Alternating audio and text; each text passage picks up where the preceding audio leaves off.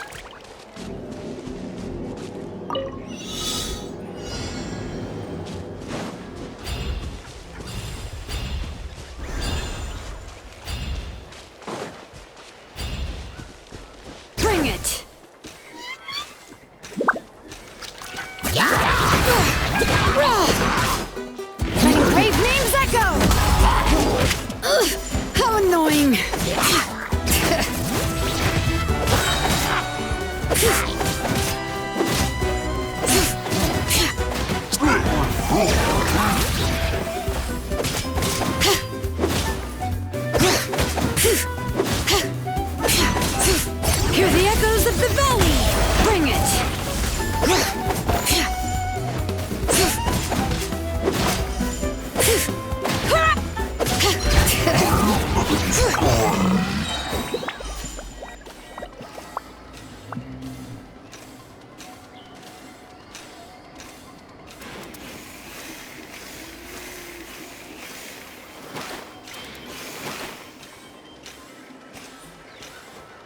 Leave. Like the mountain's veins boil! Let's do this then!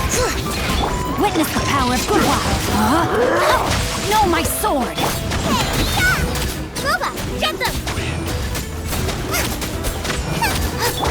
Yes, you are.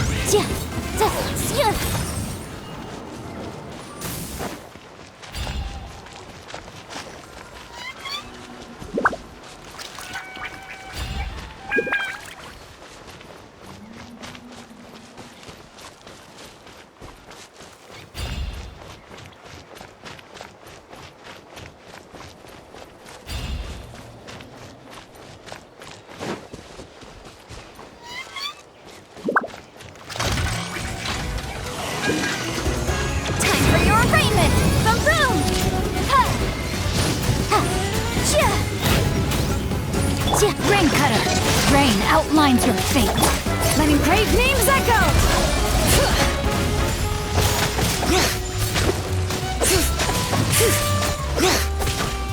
Out of the frying pan, into the fire! Eat this!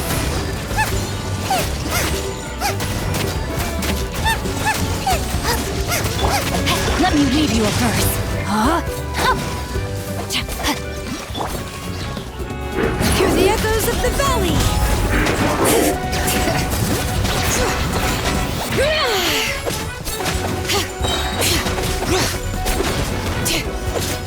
Breath of a flame!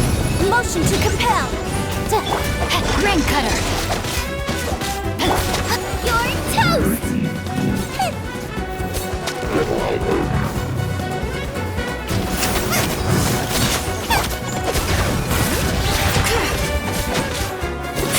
Letting brave names echo!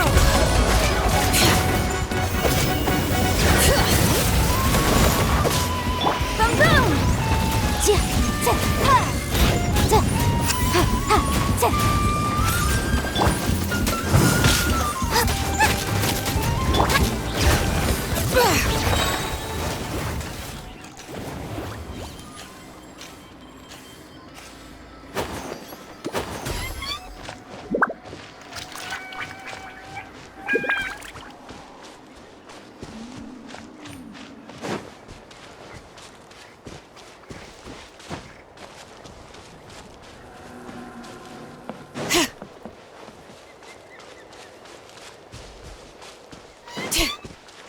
Bring it!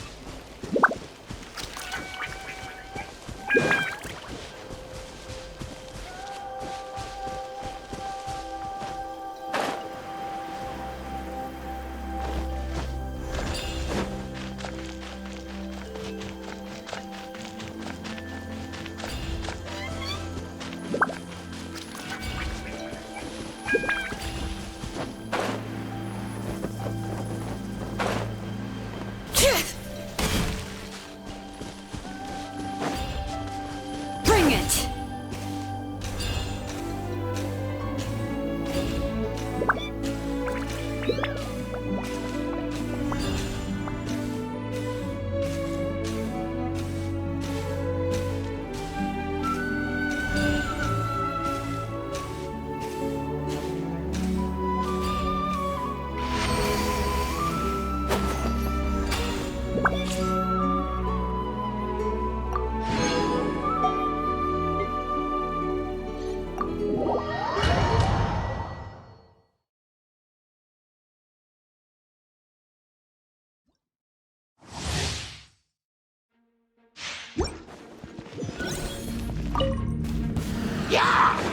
Time for takeoff.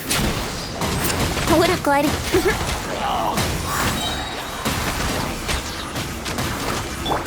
Witness the power of the rock. Wings of darkness! Come, sever night from day! Time to say hello. Be free.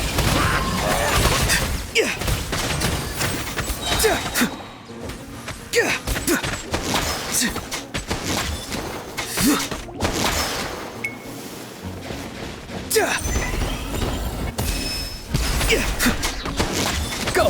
You're free now! Farewell! Let me read you a verse. Rain outlines your fate. Think you can get away?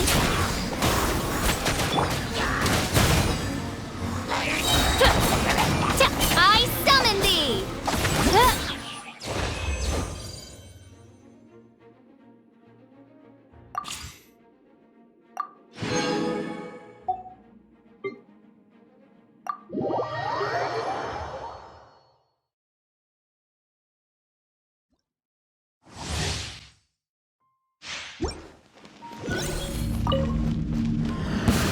Happy to oblige. New punch. Too late for regrets. Cyclone! Witness the power of Guhua. Know my sword. The night is cold. Tricks up your Cold. Mine to command.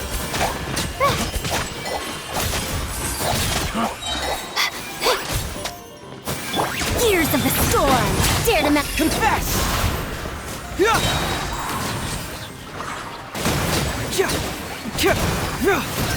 Let me read you a verse. Huh? Time to act.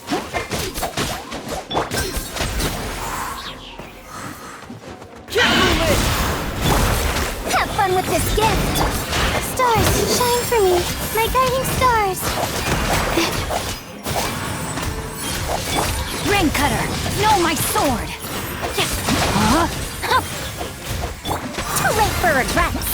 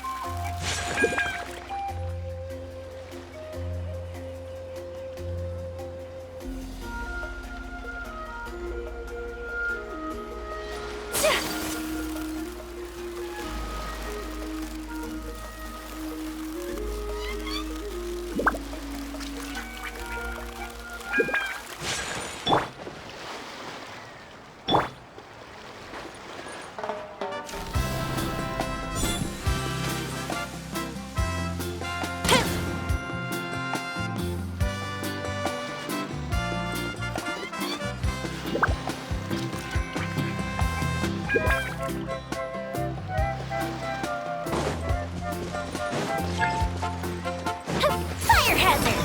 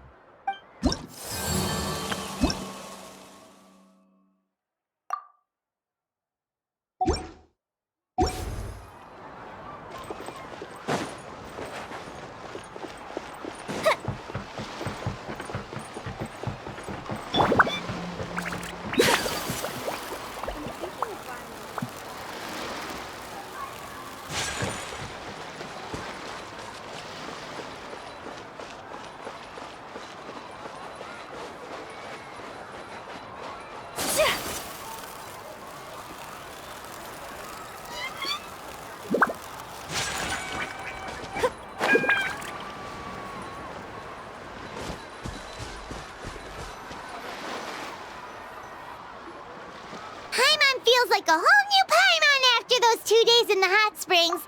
The Abyss kind of threw a wrench in our relaxation, though. Still, spending time here really has felt like a vacation. The Kaholosaurs are so nice and so fun to play with. Their bellies are super bouncy. Oh, and Atea's snacks were so delicious. She gave Paimon some for the road just this morning, actually. Yelling at some kids who got caught throwing stones in the hot springs, so not much has changed since we first met her. Hey, you guys. Sleep well last night? Yep, this area is so nice. Glad you like it. I was thinking of taking you guys out to do some sea fishing. Later tonight, we can eat whatever we catch. Fresh fish is absolutely delicious right off the grill. Hey, Mualani! Yeah? What do you need? The team sent out to fight in the Night Warden Wars has returned. And Kachina? Is she back as well? Kachina fell in battle. But don't worry, the team was victorious, so the Rite of Resurrection will be held in the stadium soon.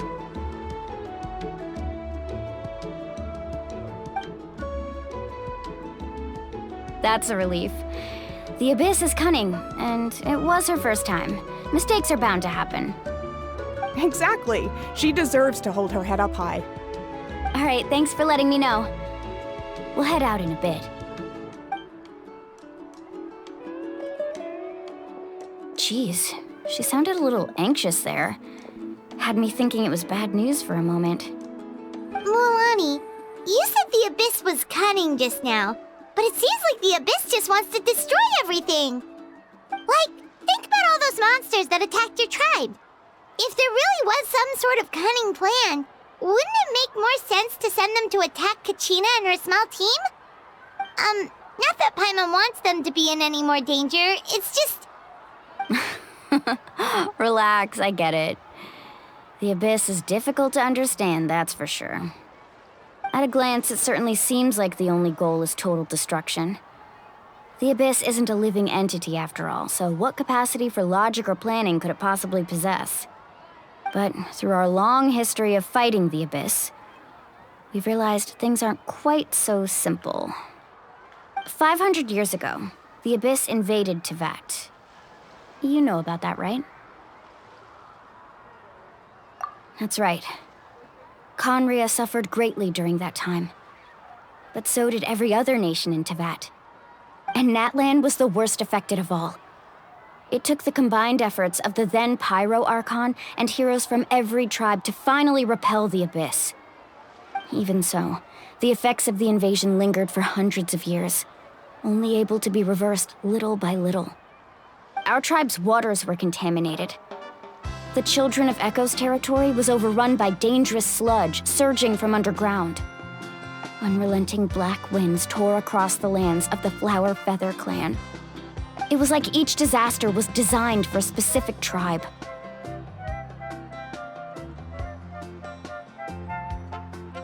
Exactly.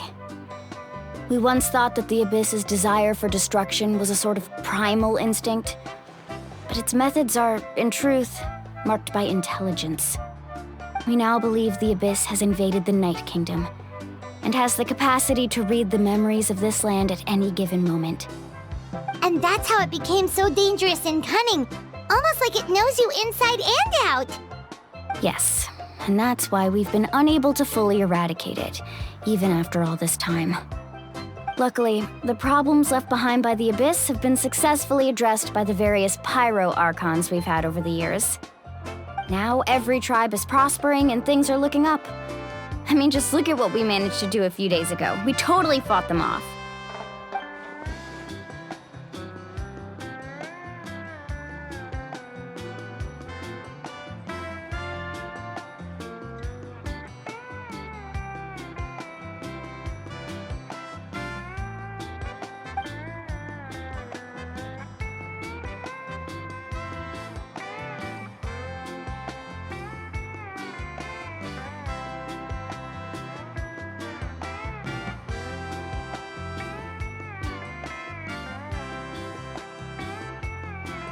You must have had to sacrifice a lot to get to this point. Every battle, every sacrifice is in pursuit of a future where we get to stop fighting. Responsibility, duty, unavoidable burden. Everyone in Natlan views the war differently. But I believe we will be rid of the Abyss one day, and the efforts of all who fought against them will become a story for the ages. To think that my name could survive in ballads passed down to future generations, it's kind of romantic. Everyone has something that drives them forward, you know?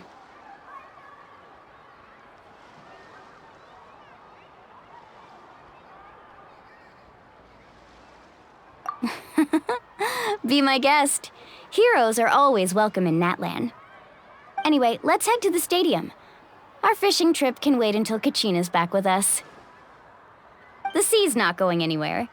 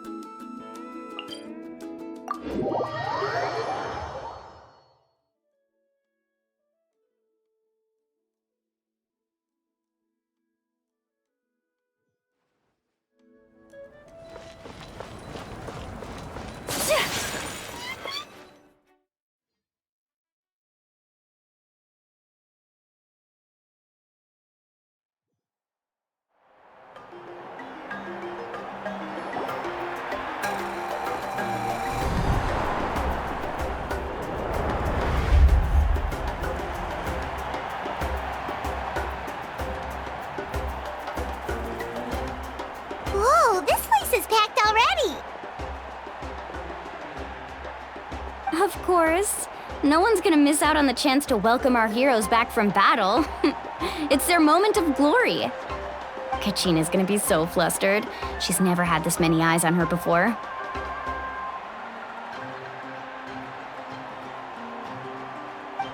Yeah, she doesn't seem like the kind of person who likes being the center of attention.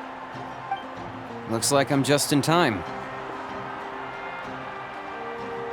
Kanich, you're here! Yeah, a commission ran longer than expected, but I made it. I heard about the incident with your tribe, Mualani. Is everyone all right? Yeah, it's all taken care of.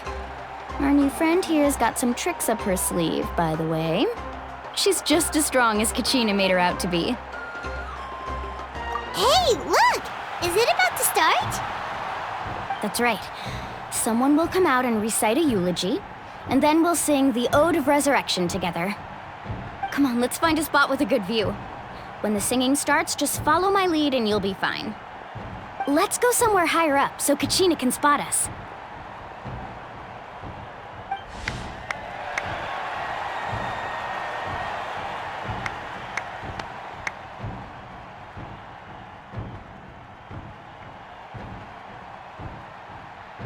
Warriors of Natlan, heed the call of life.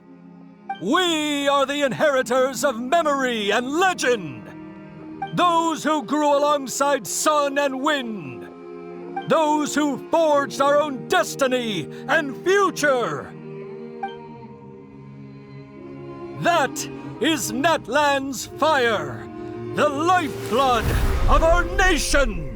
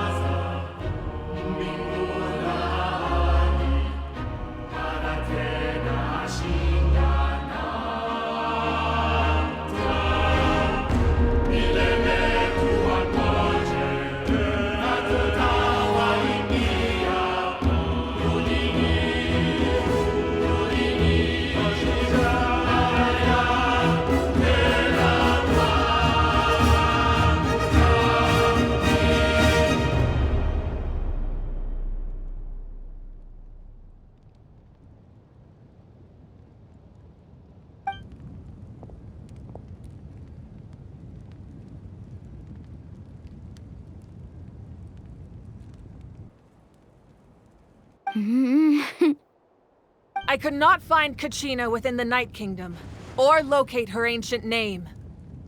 What? What does that even mean?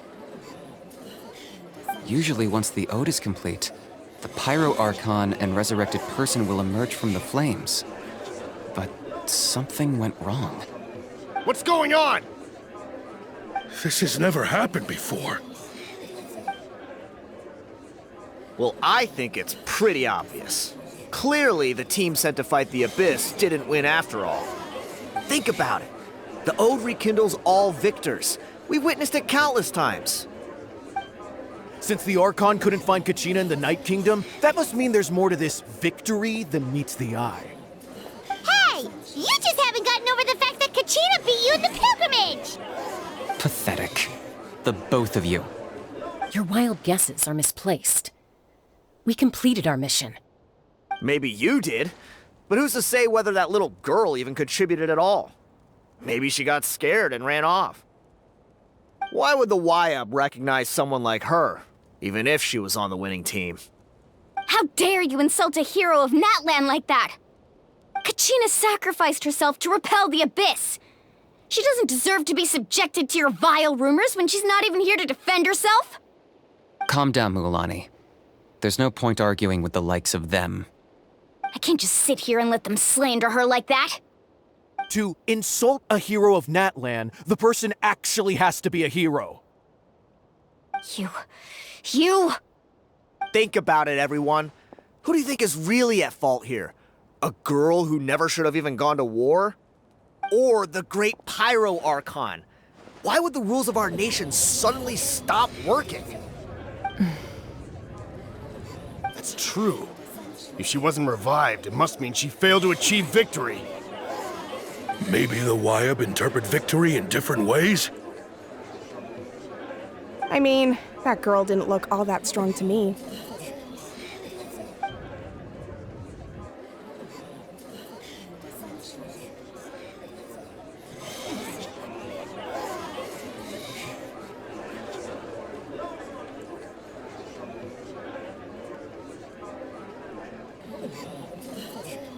Kachina wouldn't have run! That's not like her at all! No! She's been waiting for this moment for too long. No matter how daunting the situation, no matter how scared she might feel, she's always the first person to stand up and face it head on. We don't even know what happened, so don't you dare try to use this as an excuse to vent your anger or slander her reputation. Fine. We'll find out what happens soon enough. Then, we'll see who truly deserves glory. That's enough.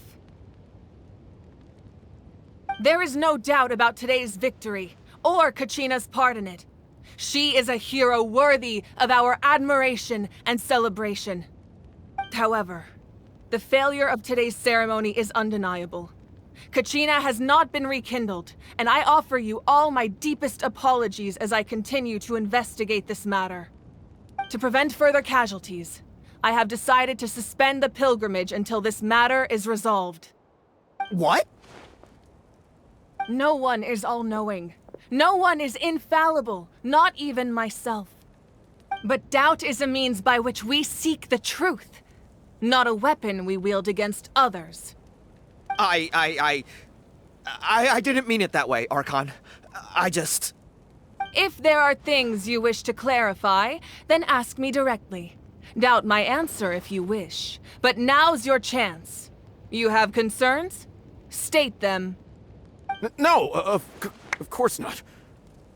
Even though I have said nothing to change your mind, then it would seem the truth never mattered to you at all. That guy doesn't even have the courage to answer the Pyro Archon's question. So much for all that glory talk earlier. I have a question, Archon. My friend Kachina. Do you have any idea where she is?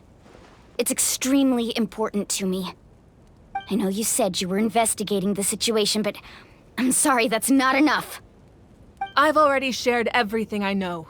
If you want to learn the truth and rescue your friend sooner, you should join the investigation. So, what do you say? Of course I'll join. In that case, come see me in the speaker's chamber. We should join them. Oh, and if it's not too much trouble, could you drop by as well, Traveler? I'd like to have a chat. Rest assured, everyone, I'll keep the tribal chiefs informed on the progress of the investigation. Once again, I apologize for the outcome of this ceremony. If there are no further questions, let's part for now.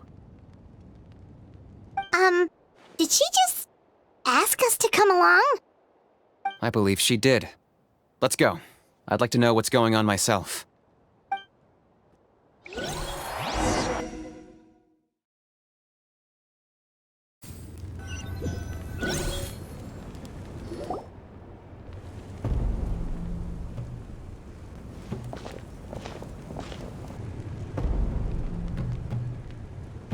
The situation is urgent, so I'll get straight to the point.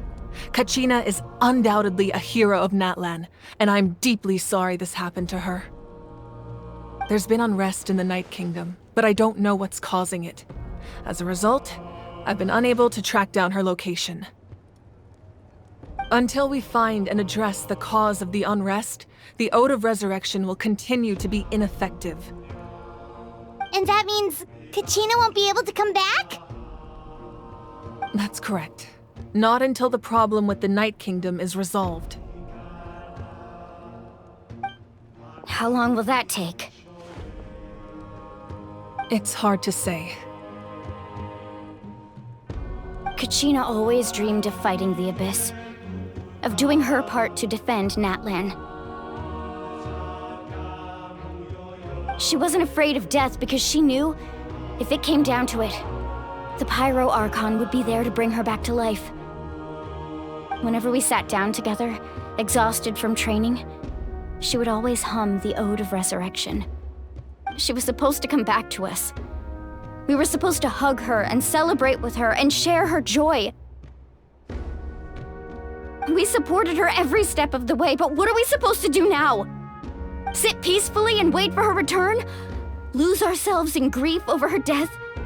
Tell me, are we her friends? Or her murderers? That's not fair, Mualani. It's all right. I understand your rage and your grief. Kachina's life means a great deal to me, Mualani. Believe me, I want to bring her back as soon as possible. I would give you that peace of mind if I could. But please, hear what I have to say so I can at least give you a broader picture of the issue we are now facing. Considering the recent attack on your tribe, I believe the Abyss has found a new means of undermining the rules of our nation. You mean... The Sacred Flame. The foundation of our resistance against the Abyss. If we continue to hold the pilgrimage and send teams to fight the Abyss, there will likely be more casualties. But if we stop altogether, the Sacred Flame will only grow weaker. The Abyss will scale up their attacks, and the tragedy we saw with the people of the Springs will only be the first of many. If we compare the two choices, the former seems to be the lesser of two evils. Sorry, I know that may sound harsh, but I bear the name Malipo. Weighing the costs is my duty.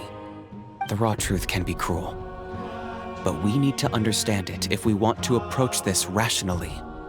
But what would you say, Mualani? This is personal for you, and unlike Kanich, I dare say it's not a simple case of weighing up which course of action is less painful, is it? No. I can't choose between them, and I don't want to. Saying that one is preferable over the other is disrespectful to the people who suffered. You're saying it doesn't matter whether I suspend the pilgrimage. The consequences will be equally painful.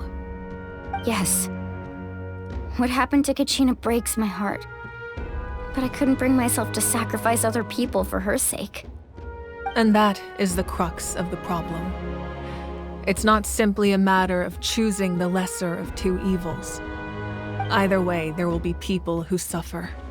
And the end result will be the same. Belief in the pilgrimage will waver. Once doubt has crept in, the people will no longer unite in battle against the Abyss. And that is exactly what the Abyss wants. Their ultimate goal isn't to break the rules that make the Ode of Resurrection work. It's to destroy the people's faith in them. To prevent what happened to Kachina from happening to anyone else, we need to suspend the pilgrimage. So that is my current plan. And in the meantime, I've made efforts to strengthen each tribe's defenses. Then, we have to find another way of strengthening the Sacred Flame to keep the Abyss at bay. This won't be easy. I'll need time to figure out the best approach. I understand your anger, Mualani, but I hope that provided some clarity at least. Wow. Hyman thought things were gonna get heated for a second, but the Pyro Archon took the time to explain everything so patiently. I owe you an apology, Archon.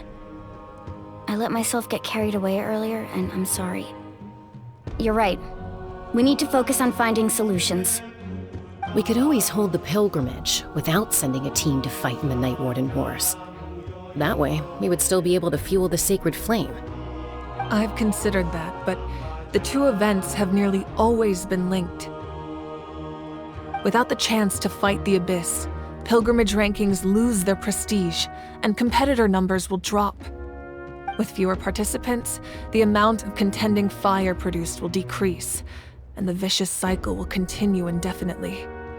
So, essentially, the Abyss has taken Kachina hostage.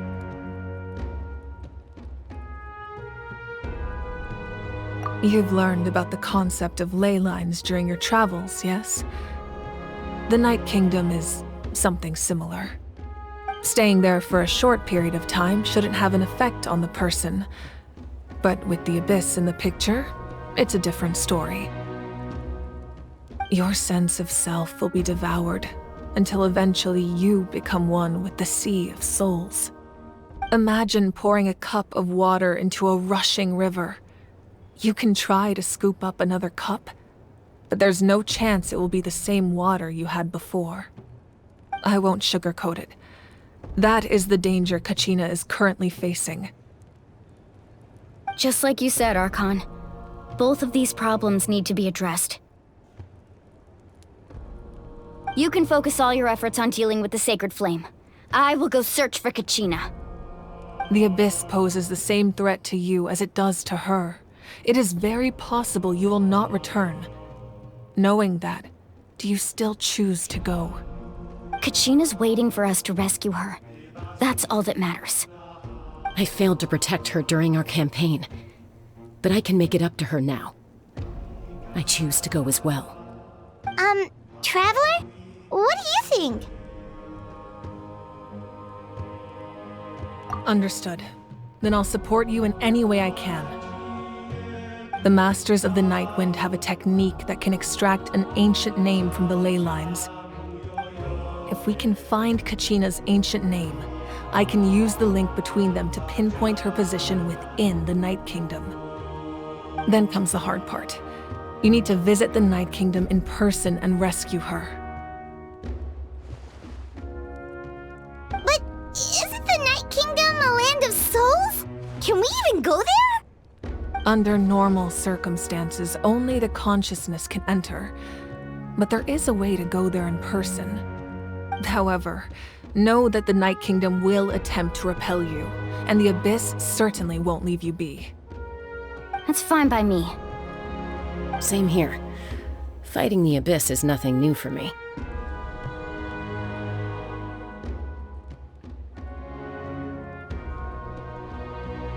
So, Paimon's the only one who's scared?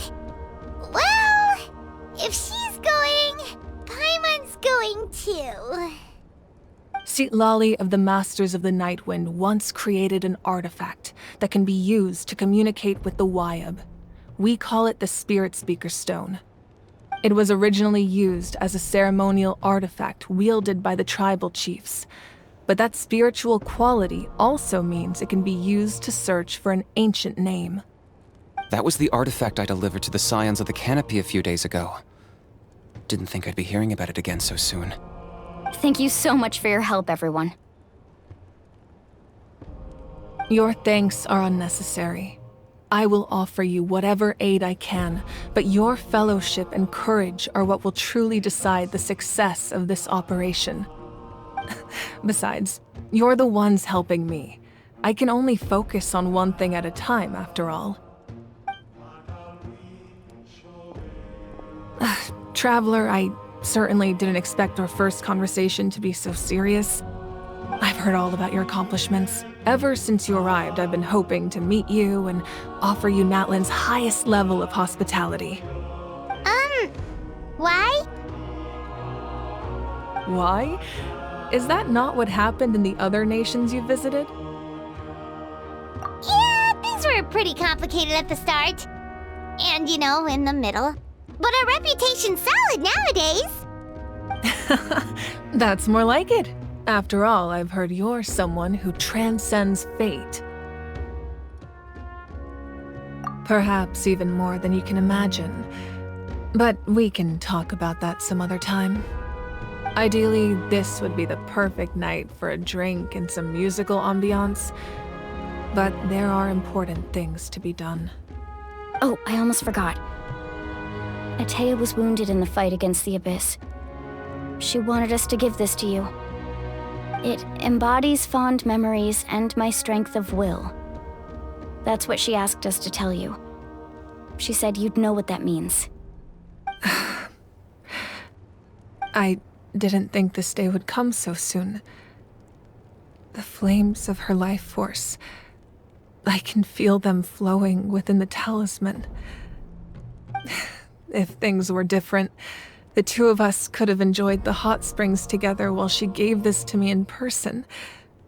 We're supposed to be hot spring buddies after all. But don't worry. This talisman means a great deal to me. I'll take good care of it, and once this is all over, I'll pay Atea a visit.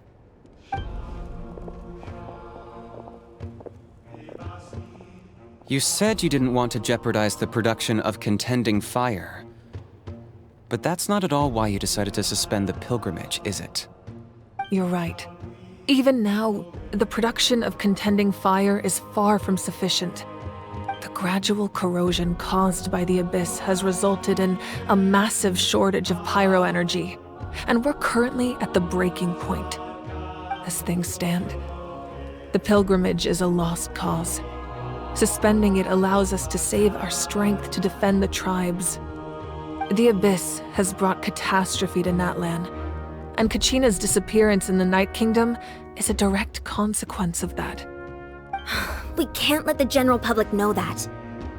No. If the public learned that Natlan's destruction was close at hand, there would be immense panic. But if I said nothing at all, they would have continued to question the integrity of Natlan's heroes. Another simple choice. The latter was clearly the better solution. But you chose otherwise.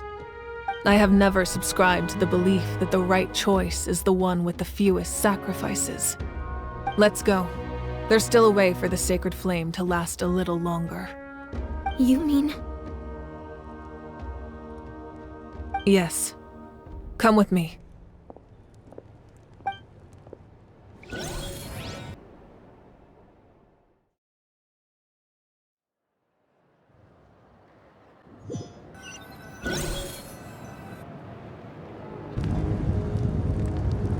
The sacred flame must never go out.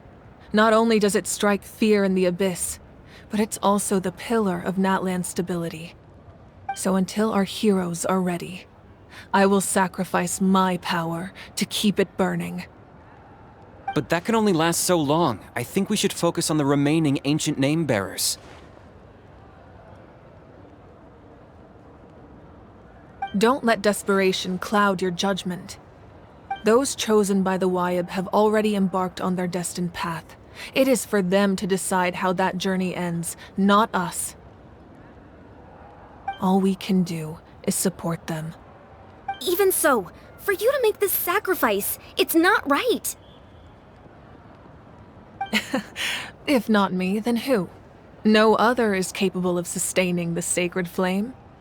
I possess great strength, but I'm not above my people. This is part of my duty.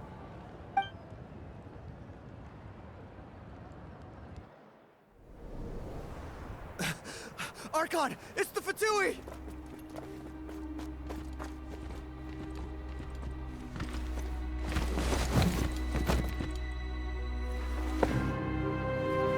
The Archon of Natlan. A force to be reckoned with. The secret of the ley lines is no secret to me. Long have they been destined for ruin. And since the oath made 5 centuries ago remains unfulfilled, what use is the Gnosis in your hands? I don't know what you mean. But it sounds like this is about more than the Tsaritsa. In times of crisis, someone must pick up the mantle of salvation. Your plan has reached an impasse, and now it falls to me to create new rules for Natlan.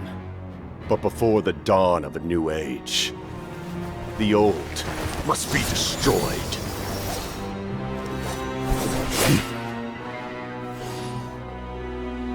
I assume that's the end of your speech? Good. People like us. Let our blades do the talking!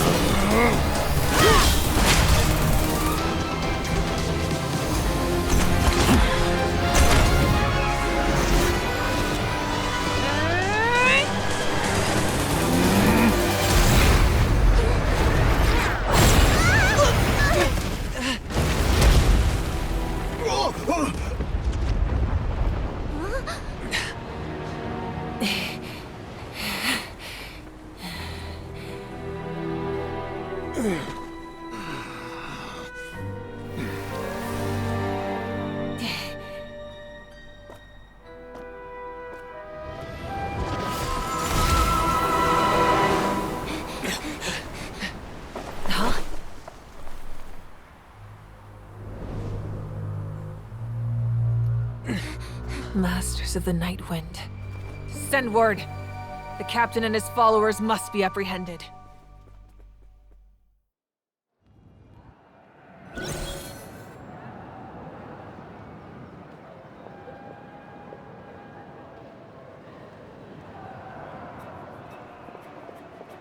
Are you all right, Archon? He was a formidable opponent. Exactly what I would expect from the first of the Fatui Harbingers. I never imagined someone could match you in combat. If the Tsaritsa sent him here, why would he bring up what happened 5 centuries ago? Yeah. And how much does he know about Natlan? The Harbingers are all driven by their own personal goals. The only purpose that unites them is collecting the Gnosis. But I'm sure the captain has his own reasons for being here as well. Whatever his motive, we should shift our focus to the Fatui. If they attack again, and we're not prepared, we're done for. No, we're running out of time. The wound I inflicted should hold him back and weaken him for the time being. Besides, I'm sure you noticed, the power that came to his rescue just now came from the Masters of the Night Wind. In other words, there are traitors among us. Not necessarily. This could prove to be a very valuable turn of events. When we exchanged final blows, I sensed an unusual presence within him. I'll need to investigate further. Kanich, go to the Masters of the Night Wind and look into who could have aided the captain. Speak to Sitlali. She should know. Of course, I'll head out right now. Do you still intend to... Yes, but fear not.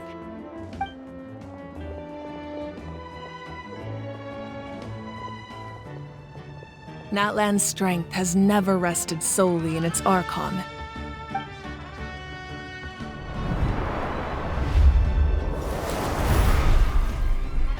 Together we foresaw the only path that leads to our nation's future. We must trust in that vision now.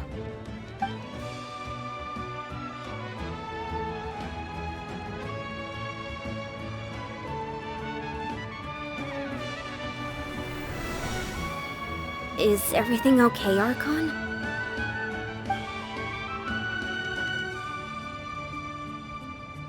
Completely fine.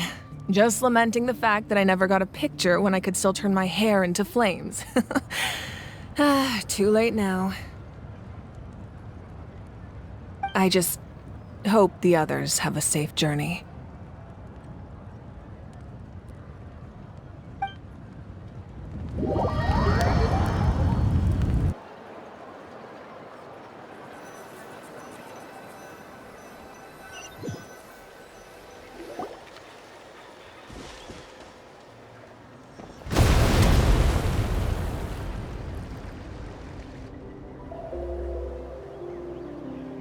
What's happening at the stadium? Did something explode? It feels like the Archon unleashed her power. She must be fighting a formidable opponent. Should we go back and check what's going on?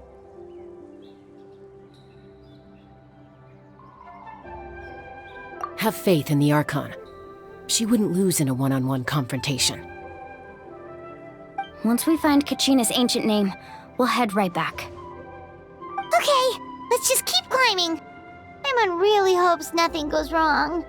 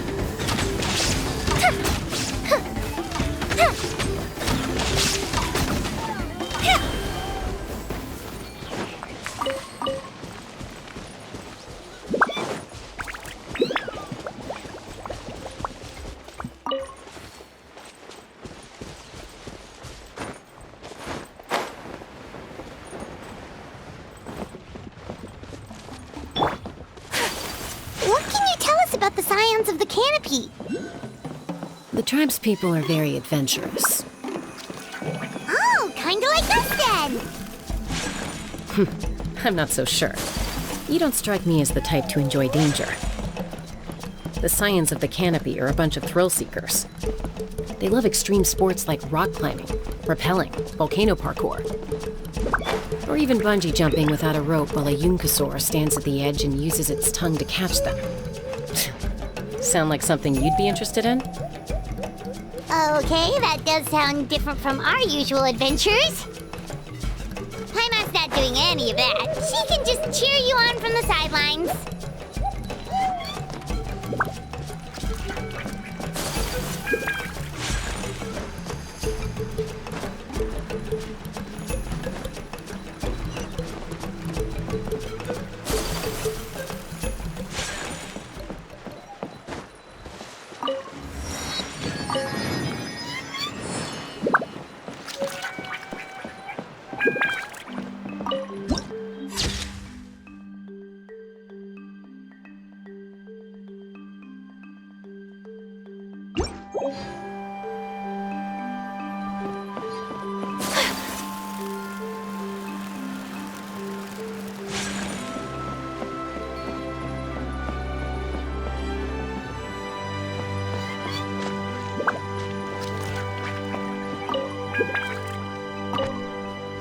That's Wyna, the tribal chief.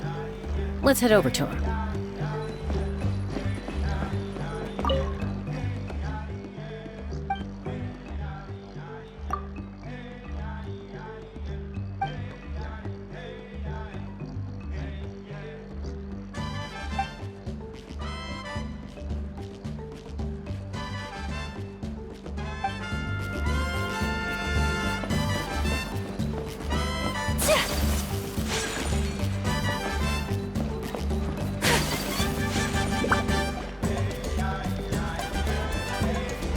Chaska. Nice to see you again, Wyna. I'm afraid we don't have time for pleasantries, so I'll get right to it. We're here for the Spirit Speaker Stone. Whoa, hold on a second. At least tell me why you need it first. My friend Kachina is trapped within the Night Kingdom. We need the stone to find her ancient name and rescue her. Rescue her? From the Night Kingdom? That's right. I'm sorry, but someone needs to tell you what you don't want to hear. Going there, a mature warrior would never make such a foolish decision.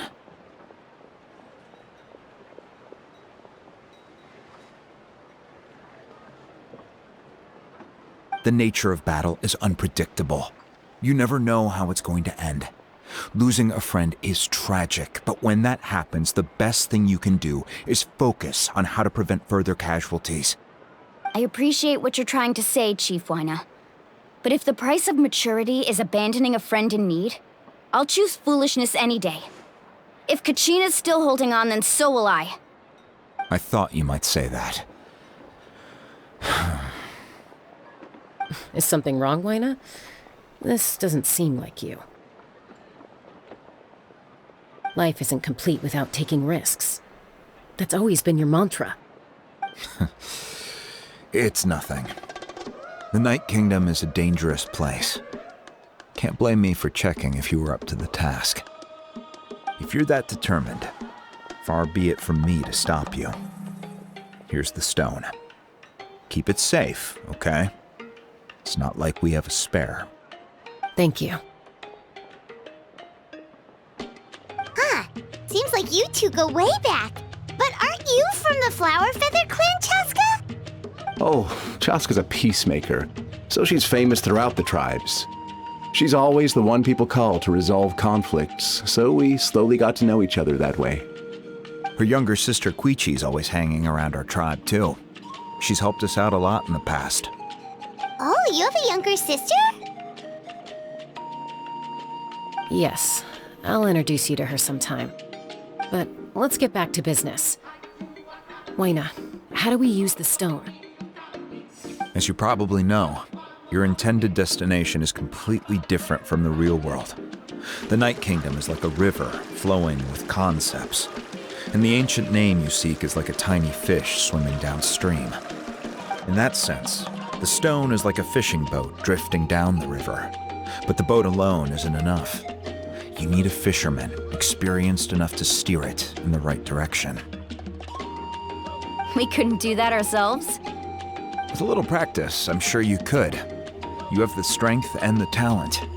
If you want to make sure this works, though, I could recommend someone to you. Who? Vichama, a legendary warrior and scout from our tribe. He's got a keen eye and a well-honed intuition. Even his ancient name means to seek. If you're fishing for a name, you're gonna want him on the boat. Vichama? Why does that name sound familiar? He's one of Auntie Atea's hot spring buddies. I've heard stories about him. Where can we find him?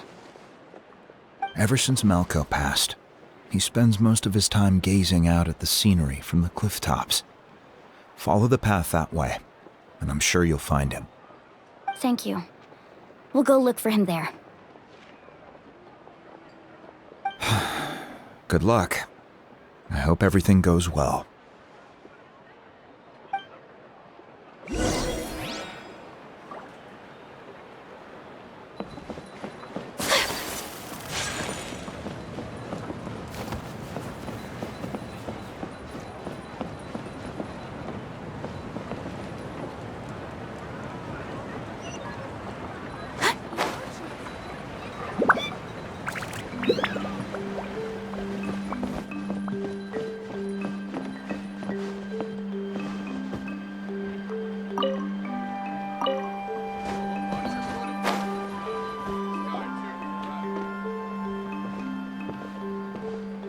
Someone admiring the scenery from the cliff tops. Ah! That must be him! Hello there, are you Vichama? That's me. Did you need something?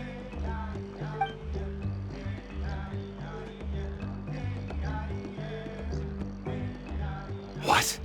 You're saying you can bring someone back from the Night Kingdom?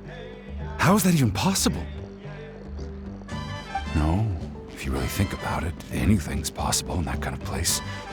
But that would mean... Are you okay? You don't look so good. Everything's fine. I'll help you, but I do have a small request. After I help you find Kachina's ancient name, I want to use the stone to look for my friends as well. Your friend?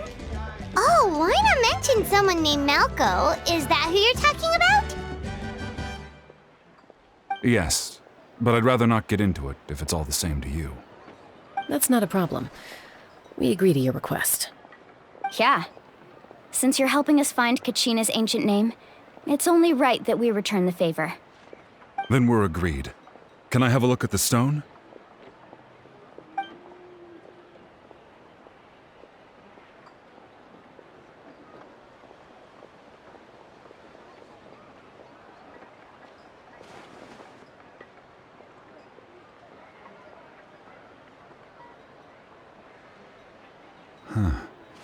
I see.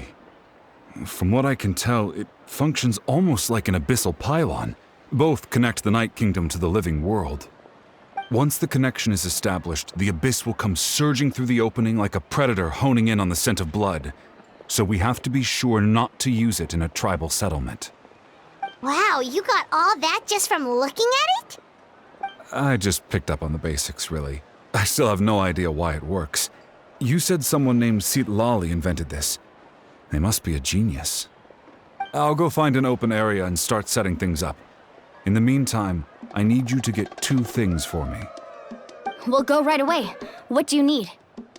First, I'll need some hook ropes. Pretty much every store around here carries them, so no need to go anywhere special. Oh, and I need to build a net out of them, so make sure you get a good amount. Wait, are you saying you're going to use a real net to catch Kachina's ancient name? How does that work when one's tangible and one's not? By creating something tangible in our world, like a net, we can create a connection to a corresponding concept in the Night Kingdom. Basically, I'm going to use the concept of a net to catch something equally intangible, an ancient name. Oh, I see. What about the second thing you needed? Right. I need two chunks of obsidian. Once we bring the ancient names into our world, we'll need a place to store them. Normally, you can only get obsidian from the Children of Echoes, but I heard there's a traveling merchant from that tribe around here somewhere, so maybe you can try your luck there. Gotcha! All right, let's split up. See that clearing? Let's meet over there when you're done. Oh, and you can send someone with me if you want. In case you're worried I might take the stone for myself. What do you think, Chaska? There's no need. Lena spoke highly of you. That means you're trustworthy. I appreciate it, even though that doesn't mean much to me anymore. Anyway, it'll take some time to set everything up, so no need to rush. I'll see you in a bit.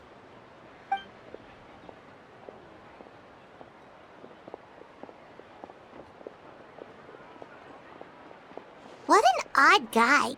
He seemed so defeated, but also really invested in the stone at the same time.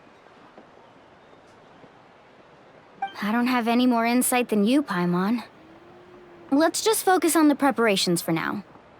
Hang on, Kachina. We're coming for you.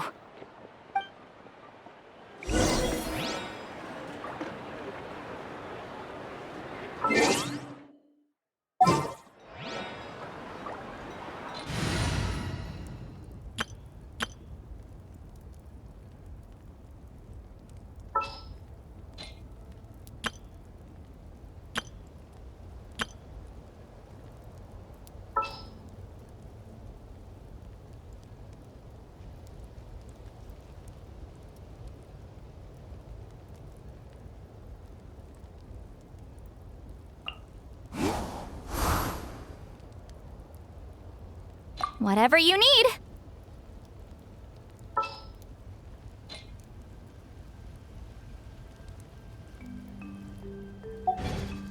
So this is a day.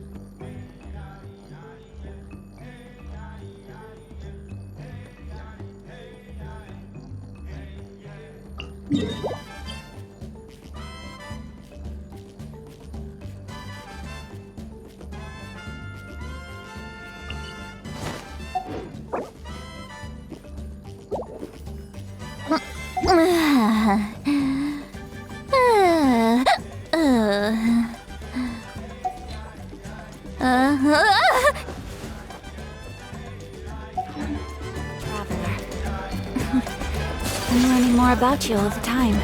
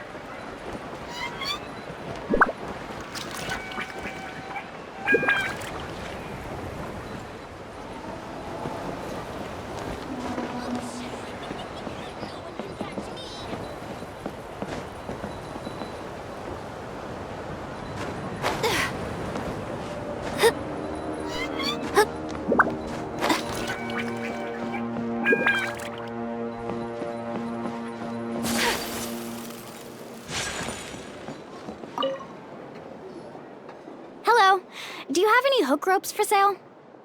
Hook ropes? As in rock climbing equipment? Yes. How much for your whole stock?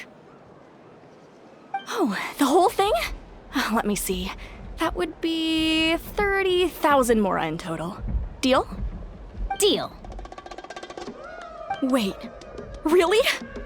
What, you want me to drive down the price? We just need these as fast as possible. Thanks. Oh, no problem at all. I'll even pass along some information on the house. These ropes are usually used by rock climbing enthusiasts. If you want to learn, Roka's the person you want to ask.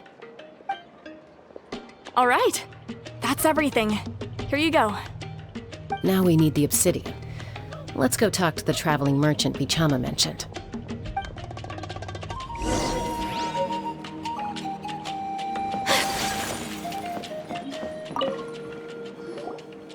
Excuse me, do you sell obsidian? Why, yes. I've got a chunk for sale right over there. Perfect. Is that the only one, though? We actually need two. That might be tough. Tell you what, I'll take a look through these boxes over here and we'll see what we can find. Thank you so much. We'll wait here.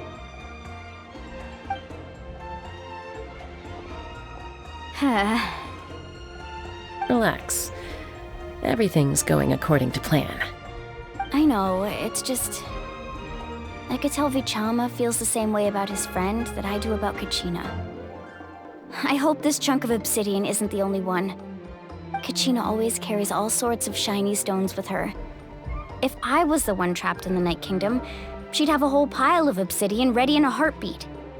Well, would you look at that? I did bring an extra. Here you go, young lady. How does it look? Perfect! Thank you. How much do I owe you? If you hadn't shown up, these stones would have just sat here collecting dust. I'll take 3,000 mora for both. Here you go. By the way, I heard you mention Vichama just now. You running an errand for him, then? How's he doing? Malko's been gone for 5 years now. It's about time he started to move forward. Do you know what happened between them? I heard about it in passing while I was out drinking one night, but I don't know all the details. Vichama and Malko grew up together, and even made a name for themselves together. Malko was an amazing fighter, capable of knocking out multiple opponents in a single hit, while Vichama excelled at scouting and analyzing the battlefield. The two made an excellent team, and managed to beat back the Abyss several times. 5 years ago, they both emerged triumphant in the pilgrimage, and were placed on the same team to fight the Abyss. But on the eve of battle, the Abyss launched an attack on their tribe, and Vichama suffered an injury to his leg while attempting to rescue someone. Then what happened? The team agreed that he couldn't fight the Abyss in his condition. Vichama didn't argue. He knew going to the front lines with an injured leg would make him a burden in battle. So they raised the issue with the Pyro Archon, and she agreed to let him stay behind. It's just... Malko and the others ended up facing hordes of abyssal monsters in numbers that far exceeded anyone's expectations. The team made an error in judgment, and they fell to the onslaught. Vichama went into a deep depression after that. He blames himself for everything. Oh, you're not wrong. But it's possible he chooses to blame himself. Not because he did something wrong, but because he wasn't able to do anything at all. I've tried convincing him to move forward, to stop dwelling on the past. But the shadow of Malko's death hangs over him still. The Abyss has caused so much suffering, and some wounds never heal. I wish there was something he could do to make himself feel better, but... anyway, that's the gist of it. Maybe you could help him talk things through sometime. I would really appreciate it.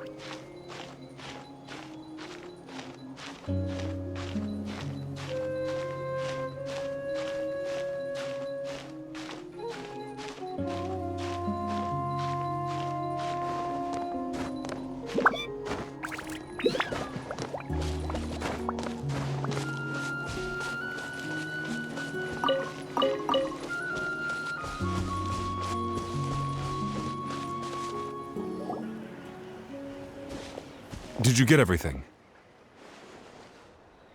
Yep, it's all here. When do we start? I've made all the necessary adjustments, so we're good to go. As agreed, I'll help you find Kachina's ancient name, and then you return the favor. Go ahead.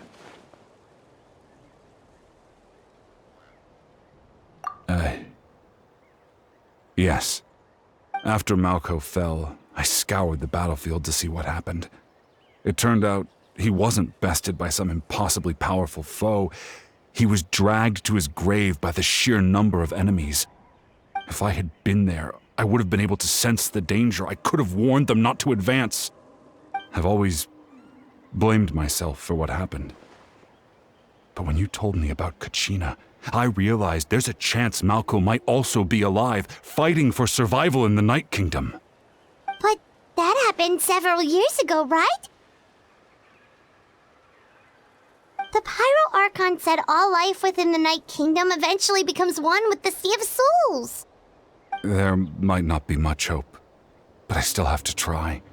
Malko and I promised each other, even if we never managed to root out the Abyss for good, we would fight together until the end. All right, let's get to it. I'll start searching for the conceptualized version of Kachina's ancient name.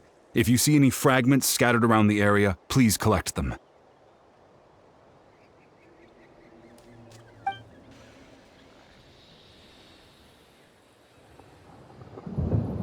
Make sure you prepare yourselves for battle. As I said, the stone will link the mortal realm to the Night Kingdom. The Abyss will likely emerge in response. Look at that golden thing!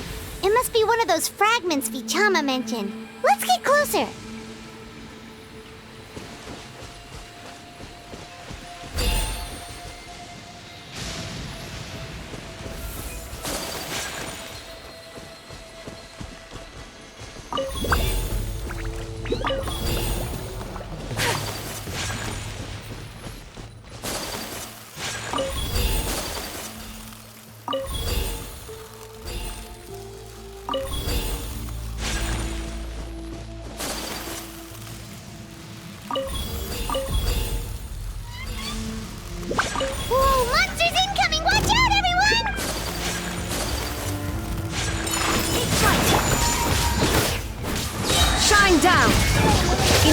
shines eternal!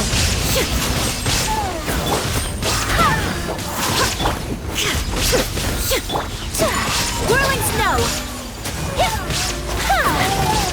Wind, hear me!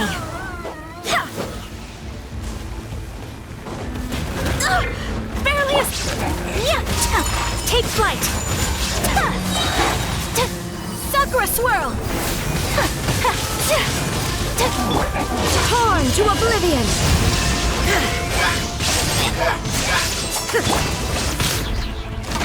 Uplifted reprise!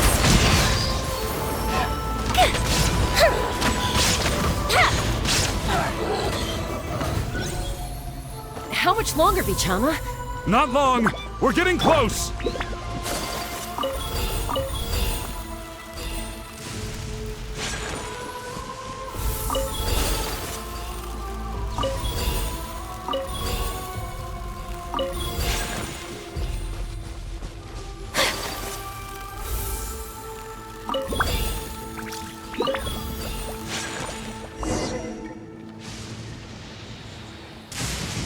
Vichama!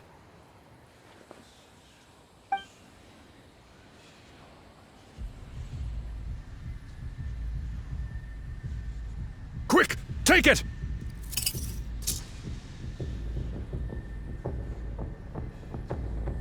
I found Kachina's ancient name. Hang in there, Malko. Just a little longer. Something's not right. The power of the Abyss is getting stronger.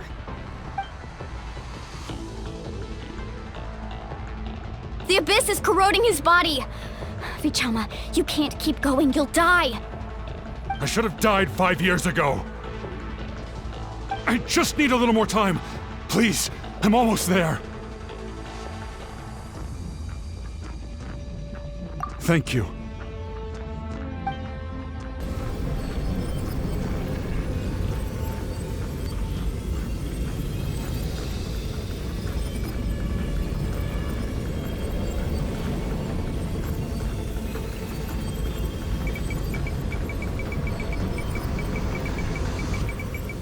Whoa, watch out! The power of the Abyss is strong.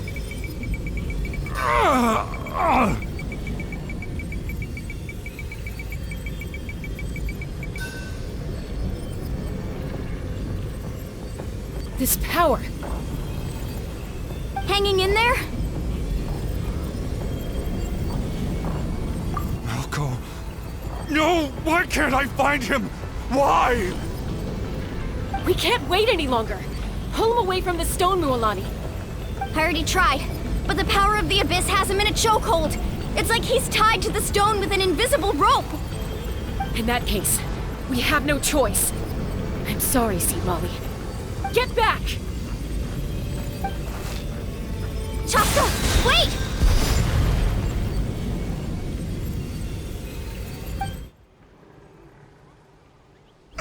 Ouch! What happened just now? It looked like the Spirit Speaker's stone was... The stone's power was spiraling out of control. The only way to stop it was to destroy it. You were all caught in the shockwave of the explosion. You might feel dizzy for a while, but that's normal. Give us a heads up next time, will you? You're lucky we managed to dodge it in time. I thought I said to get back. Yeah, barely a second before you made it go poof. Not everyone has your reflexes, Chaska. We were this close to getting dragged into the explosion. Okay, I'll be more careful next time. At least Kachina's ancient name is still in one piece. Wait, where's Vichama? Vichama! Vichama! I couldn't find Malko's ancient name. It must be completely gone by now. Once your ancient name disappears, there's no coming back. From the very beginning, I knew there was a slim chance, but still. And now... it's too late to save him. From the minute he left that day, it was already too late. Vichama.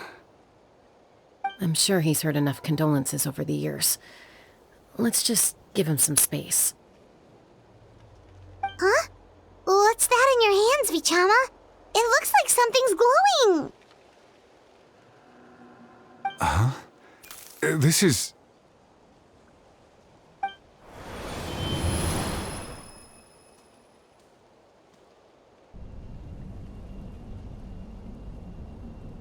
Hey, Malco. Got any strength left? Not enough to swing a sword, but to say a few last words? Sure. Too bad. No one will get to hear them. I never thought I'd actually die on this mission. Not that I'm afraid to die. It's just... hard. Thinking about my mom's face when she hears the news. Guess I have something to be thankful for then. My parents died a long time ago. They won't have to mourn me.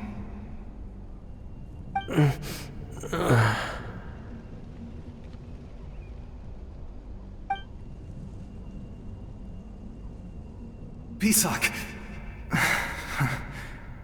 Always had to beat me at everything, didn't you? Right to the end, you were never one for goodbyes. Maybe you're right.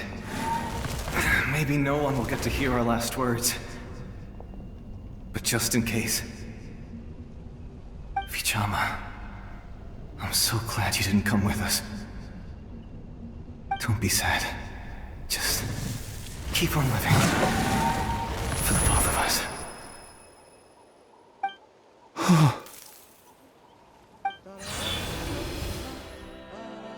Was that a memory? Seems like we were able to salvage something after all.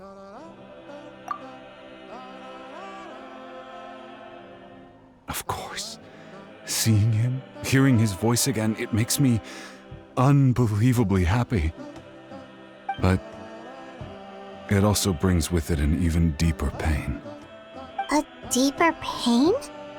Why? Malco was always the type to put on a brave face. But in that memory just now, his hands were shaking, and his smile was forced. For all these years, I regretted not being able to fight alongside him to the end. And now I know, at the end of his life, he was thinking the same thing. Vichama. I'm fine. Actually, I heard Chief Wyna wasn't really on board with your plan to go to the Night Kingdom. When you asked for my help, I hesitated too. I knew helping you find your friend's ancient name meant leading you one step closer to danger. But I also understood why you had to try. Everyone has regrets in life, but not everyone gets the chance to make up for them. Once allowed to fester, guilt strips us of our most valuable qualities as warriors. In that sense, we might as well choose the braver path from the very beginning. If I could do it all over again, I would have followed Malco to the front lines no matter what. Even with an injured leg, there were still things I could have done.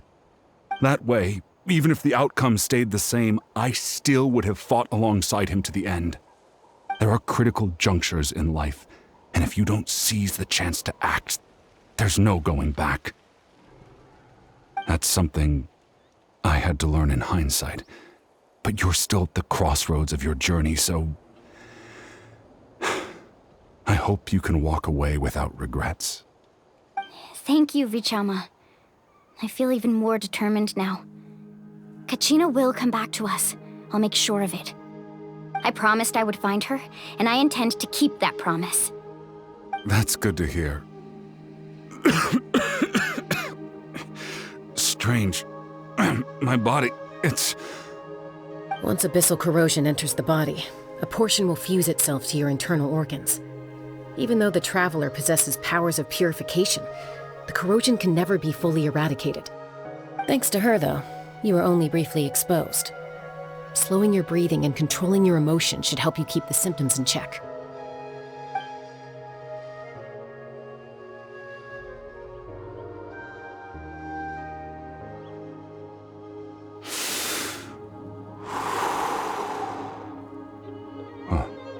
That does make me feel better. You seem very knowledgeable about all this. Just speaking from experience, that's all. Anyway, we've recovered Kachina's ancient name, so we're off to a great start. Let's get Vichama back to his tribe and tell Wyneth the good news. Oh, and apologize for destroying the Spirit Speaker Stone. We had no choice, though, so he'll probably understand. Right?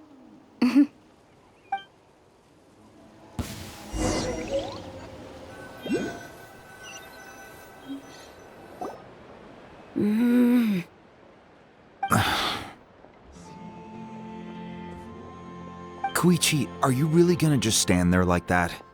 I don't know what you want from me. I think you know exactly what I'm trying to say, Uncle Wyna. I can hear it in your voice. Honestly, it's just one thing after another with you two. They're back. Koichi? What are you doing here? Don't play dumb with your own sister. You know exactly why I'm here. My apologies, everyone. I just need to borrow Chaska for a few minutes. You come with me.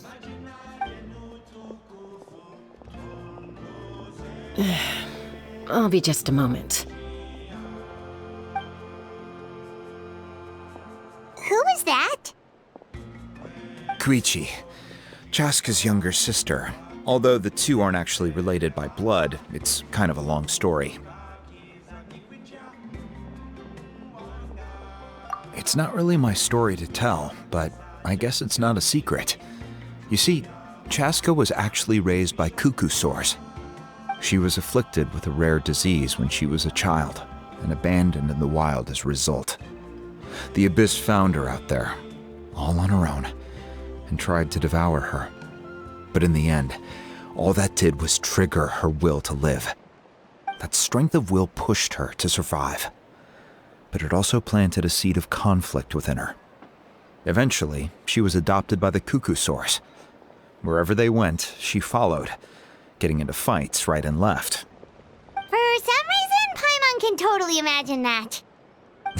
Well, when Chaska finally returned to human society, it was Koichi's parents who adopted her.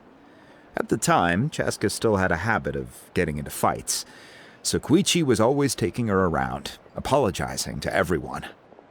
Ah, I remember those days. One of those fights was definitely with me. But, you know, kids. You're fighting one minute and your friend's the next. Eventually, she found a way to rein in that desire to fight. And now she's who people call to resolve conflicts. She's known as the Peacemaker. It sounds like she still argues with Koichi, though. Don't siblings usually stop fighting when they get older? That's partly my fault.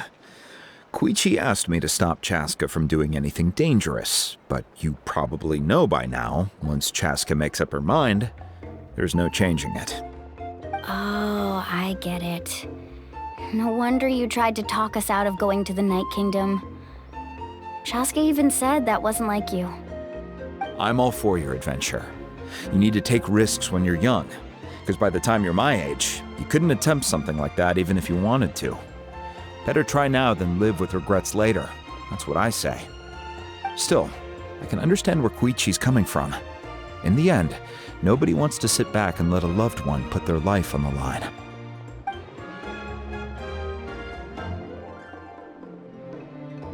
All right, it's just the two of us now. You have 1 minute to explain yourself. I don't have anything to say. You don't have to approve, but you should know I only do what's necessary. That attitude is exactly the problem. It's like you don't care. You try to sneak off to the Night Kingdom behind my back and then play it down as if it's just a trip abroad. Well, technically I am going abroad, right? Again with the excuses! We agreed, didn't we? There are 4 levels of danger. If it's not something urgent, you can only engage in level 2 danger and below. You can only go up to level 3 if a situation is so dire there's absolutely no alternative. But a trip to the Night Kingdom? If that's not a level 4, I don't know what is. And you were just going to sneak into the place without saying anything. What do you mean, sneak into the place? I always planned on walking in there with my head held high. You bought off Uncle Wina, didn't you? He promised me he'd stop you from doing anything dangerous. Oh, it's like he didn't even try. You feel like he went back on his word. What if I told you my mind was made up, and there was nothing he could have done? Not even by force. Oh, I knew it! So he did try to say something, but you didn't listen. This is important. If you were in my shoes, you'd make the same decision. You don't know that? I'm a doctor, and I handle logistics. If you're going to waltz into a dangerous situation where you could lose control at any moment, it's my duty to say something. All right, whatever. Anything else? What do you mean, anything else? Why don't you reflect on what you've done and promise me you'll stay put? Time out. Is this one of our normal arguments or a serious one? Chaska, does it sound like I'm joking? Then, you need to know something. What happened to Kachina was partially my fault. I can't leave her there to die. That's not who I am. But the person you become when you lose control, that's also not who you are. That's a different issue. You said it yourself. A person is only as good as their morals. If I want to live in Natlan, I need to display qualities that make me worthy of this nation. I've also told you that managing your condition is equally important. Sometimes you have to make sacrifices. All right, let's stop this here. If we keep going, I might actually have to get serious. And I think Wina prefers his roof attached to his house. Is that a threat? That sounds like a threat to me. Koichi! Younger sisters are supposed to listen to their elders. So, you're really going to go, no matter what I say? I'm supposed to be your sister. Then support me. I'll be back. All you have to do is wait. Chaska. So, that's it. Why'd you have to turn out to be so darn annoying?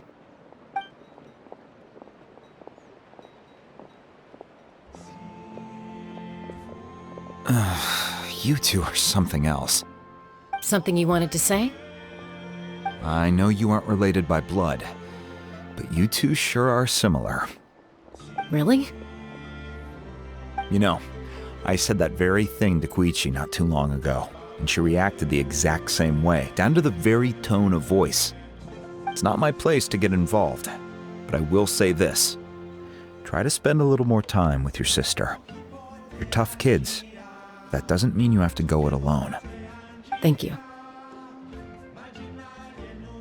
Anytime. All right. If you're done with the Spirit Speaker Stone, you might as well hand it over. According to Kinich, it's an important ceremonial artifact, so it'd be safer to keep it with me.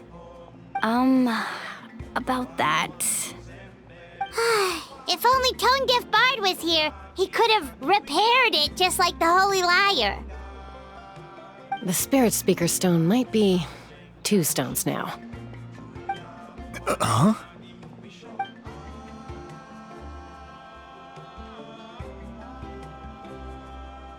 I see.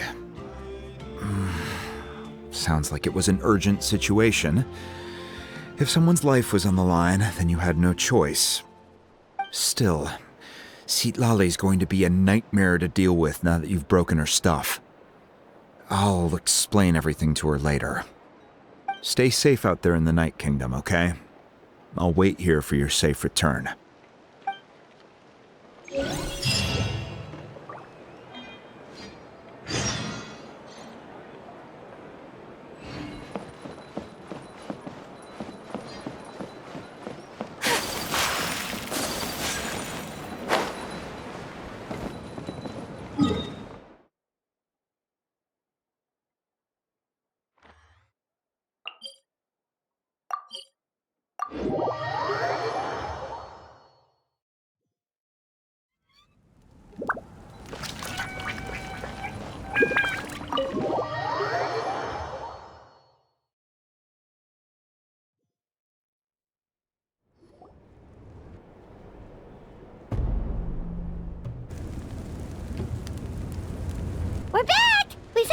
Kachina's ancient name, too!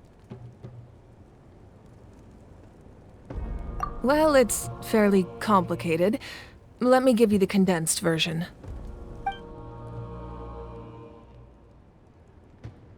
The Fatui again? We can't go anywhere without them causing trouble. But what if the Fatui finds out you've lost your power? Won't they try to take advantage of the situation? That's why it has to be our little secret. No one else can know, or we're asking for trouble. Look, I wish I could offer you some sort of consolation, but I won't lie to you. With multiple factions closing in, there's nothing comforting about the situation we're facing. Still, all you need to do is focus on your goal. You can leave the complicated matters to me. I can also step in on the Pyro Archon's behalf. There's a limit to what I can accomplish, but I'll help you however I can. There's no need to be so modest, Yeon-san. Your incredible strength has long been a well-known fact. You're the pride of your tribe. Archon, I'm sorry about before. You have so much on your plate, so much that you have to worry about. But all I could do was focus on my own feelings. You have nothing to be sorry about. We all get overwhelmed by our emotions, myself included. Your reaction to Kachina's disappearance, I understand that feeling very well. Well, now that we have Kachina's ancient name, let's go track her down. Follow me.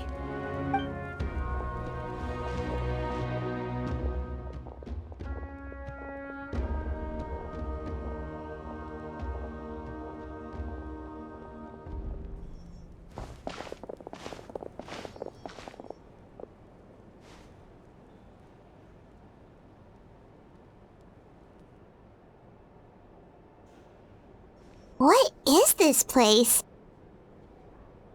Hey, isn't that Atea's talisman? Good eye. This is where I store all the various mementos I've collected. Whoa. I've never seen this place before. There's so many things in here. It looks like there are items from every tribe. Collecting them must have taken a lot of effort. I suppose you could think of it as a hobby of sorts. In Natlan, everyone grows up listening to the stories of heroes. And physical items do a far better job of preserving those stories than our own memory. Now, I still have some preparations to make for the ceremony, so feel free to take a look around in the meantime. If you're curious about an item, I'm more than willing to tell you about its origins. All right, we'll have a look.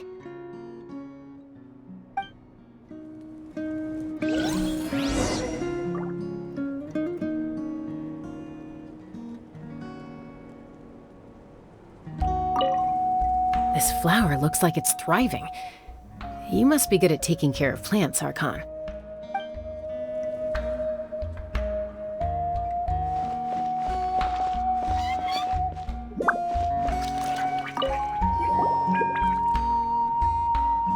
There are so many jars and potions around here. Do they have anything to do with alchemy? No, those belong to the Masters of the Nightwind. They're ceremonial tools used to amplify the ability to communicate with the Night Kingdom and the Wayab. Yamaya is an expert in this field, and she taught me a lot. Even though she appears stoic and serious, she actually has a keen sense of humor. The tools you see here are quite traditional. Her students found them outdated, so she passed them on to me. The contents of the jars aren't all that special. Oh, except the big jar in the middle. That's what she really wanted to give me. Ooh, must be something really cool. What's inside? Grape juice. Huh? It's quite tasty, although probably expired by now.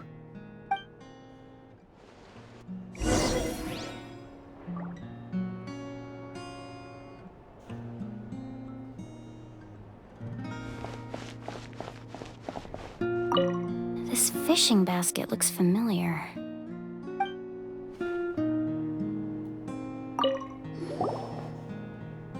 Hey, there's a fishing rod here. It must have belonged to the people of the springs. That's right. It belongs to a legendary fisherman named Matavaru. I have his entire set of fishing equipment, actually. He and I met in a tavern. He told me about a particular kind of giant fish and his meticulous plan to catch it. In his eyes, I saw a hunger and a strong fighting spirit.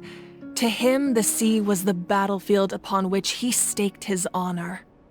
So, did he do it? The next time I saw him, he was covered in scars. It turned out the fish he sought had been corroded by the abyss. He managed to kill the fish, but sustained a serious injury in the process, which meant he could never go deep-sea fishing again. Can a fisherman claim victory if he fails to bring back his catch? That's what he asked me in the end. Well, Paimon thinks he won. That was my answer as well. The experience was far more valuable than the prize itself. In the end, he didn't want his tools to go to waste, so he gave them to me.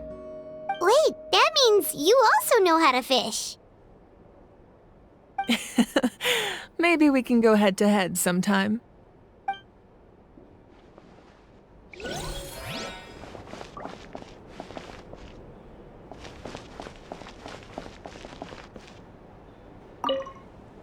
Make sure to handle everything with care.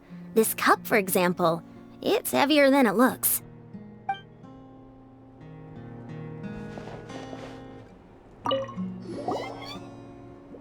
Whoa, that belt is bigger than Paimon's head! The Collective of Plenty are known for their bodybuilding competitions and contests of strength. This belt is a symbol of great honor within the tribe. The association with strength might also have been the reason the original belt was extremely heavy. It was difficult for even 2 people to lift. And even if a warrior had the strength to put it on, wearing it for any length of time would still leave them gasping for breath. Sounds like it. So the owner of the original belt, Kitera, commissioned a craftsman to make a copy identical in appearance but far lighter in weight. That is the belt you see before you. He would often wear this version when training in order to protect his waist. Or he made a lighter version so he could wear it all the time and show it off.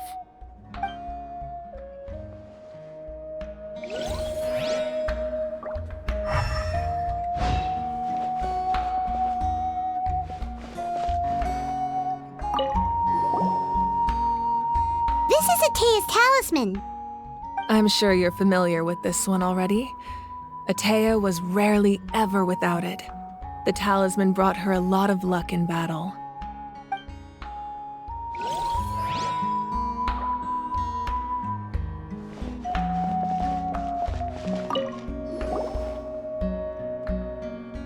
Whoa, this weapon is huge! Which tribe did it belong to? Ah, that weapon belonged to Tenoch, a hero from 500 years ago.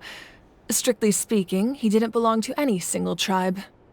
That's because even before the disaster with the Abyss broke out, he had already been exiled. Exiled? It was a punishment imposed out of necessity, but he accepted it all the same. He believed it was what he deserved. When the Abyss attacked, the tribes found themselves in urgent need of a powerful figure to lead them into the battle, and there was no one more courageous or resolute than him. He united the 6 tribes and accomplished great feats throughout the war. Ultimately, he perished, and because he had already lost his ancient name, the Ode of Resurrection was unable to bring him back. And so, he was laid to rest, alongside the countless warriors and civilians who lost their lives, buried in the soil of his native land. Wow, he sounds like a true hero. Indeed, even now his story is told throughout the land.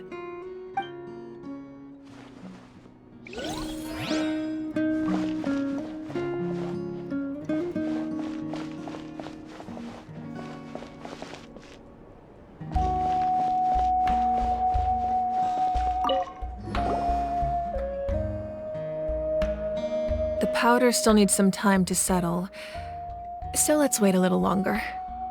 Well, what do you think of my collection? Do you feel like you have a better understanding of Natlan's culture now? Yeah! If each item represents a different story, seems like Natlan's really been through a lot. Does every item hold a special memory, just like Atea's talisman? That's right. The items in my collection actually serve a similar purpose to the ancient names passed down among the tribes.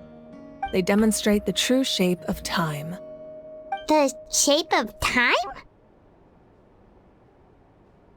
Most people perceive time as a linear concept, almost like a straight line that can only move forward. We cannot change the past or predict the future. But there's also a different theory, one that I believe to be closer to the truth. Namely, that the past, present, and future all exist at once. At once? Paimon's not sure she understands. Let's say your journey ended right now. Thinking back on your experience in each nation, which one would you say was the most important? Exactly. Even at the end of your journey, the things you experienced along the way don't cease to exist. They become part of who you are. Take out a portion of that journey, and you would likely make very different decisions, and eventually arrive at a very different destination. The future is the same way. It exists even though it has yet to come to pass. We just lack the means to perceive it. Of course, there are those with the power to foresee the future. They simply call it by a different name. Fate. You're quite familiar with that concept, I would imagine. That does kinda make sense. The future hasn't happened, but already exists. Humanity excels at living in the present, but too often we forget the past and neglect the future. While the pilgrimage and the Night Warden Wars lead us to a better future. Only by uniting the people of Natlan across countless eras can we fight back against an enemy as formidable as the Abyss. To come up with such a set of rules, the first Pyro Archon must have possessed a level of insight I can only imagine. That's correct. At first, he was a mortal man with no special power. After he ascended to the Divine Throne, he used it to borrow power from the heavens and establish the rules of Natlan. Namely, a framework through which ordinary people can ascend to Archonhood. By holding the pilgrimage, we're able to determine the strongest among us, and when that person ascends to the Divine Throne, their inner flame will awaken. In addition, the sacred flame will grant them significant knowledge and memory of this land. After all, that's how I came to know everything I just told you. So, it all comes down to the power of the Divine Throne and the rules. Wait, is that a family portrait? Yes, that's my mother, father, younger sister, and the little saurians we raised. I turned a piece of my dad's leather armor into a canvas and commissioned a famous artist to paint our likeness.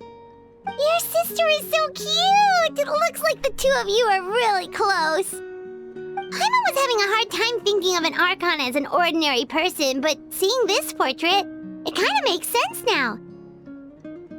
It really doesn't look like there was anything special about you before. Oh, wait, is Paimon allowed to say that? A little late for that question, don't you think? Sorry! Paimon's so sorry! Paimon's mouth works faster than her brain sometimes!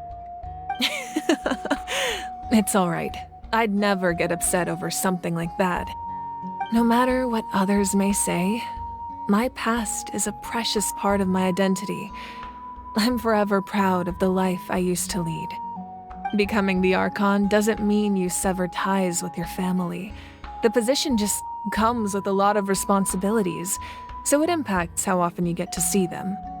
My father made the most delicious stew, so my sister would often bring me a large pot of his cooking, and he would sit on a blanket and eat it together. One time, we didn't close the door securely, and the Saurians you were raising ran into the room and knocked over the entire pot. My sister immediately burst into tears. The two troublemakers were going for the meat, but when they saw my sister's distress, they froze on the spot. I still remember the way they laid there, sulking like a pair of children, even after making such a mess. It was frustrating, but in the end, all I could do was comfort my sister and move on. Wow.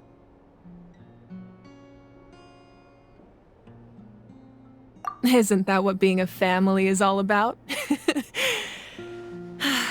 I think about that story a lot, actually. As the Archon, I made a vow to defend this nation, and experiences like that, they remind me exactly what I'm trying to protect. Well, what happened after that? This portrait looks pretty old. Your sister must be all grown up by now, right? I believe she ended up working as an architect and artist. She built many houses and crafted many beautiful works of art. Anyway, that's enough about me. Now that the powder is settled, we can begin. Ian-san, Mulani, Chaska, over here, please. Place the ancient name up there, and then we'll begin.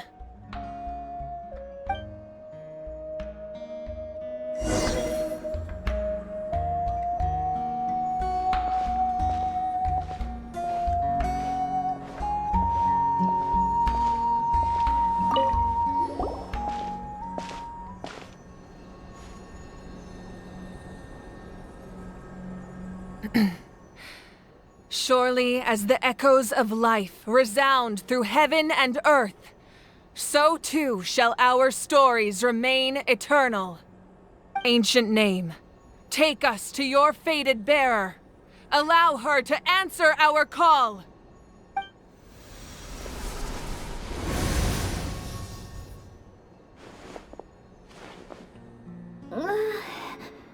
Am I hallucinating again?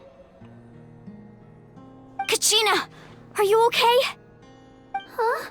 I'm not seeing things, am I? Is the Abyss playing tricks on me again?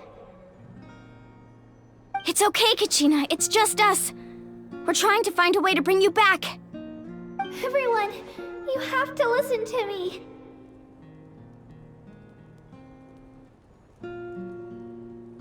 I've been investigating the Night Kingdom this entire time, and I figured out what's wrong. The Wayab is being affected by the Abyss. I was waiting for the Wayab to send me back, but then this really strong monster came in and it almost killed me.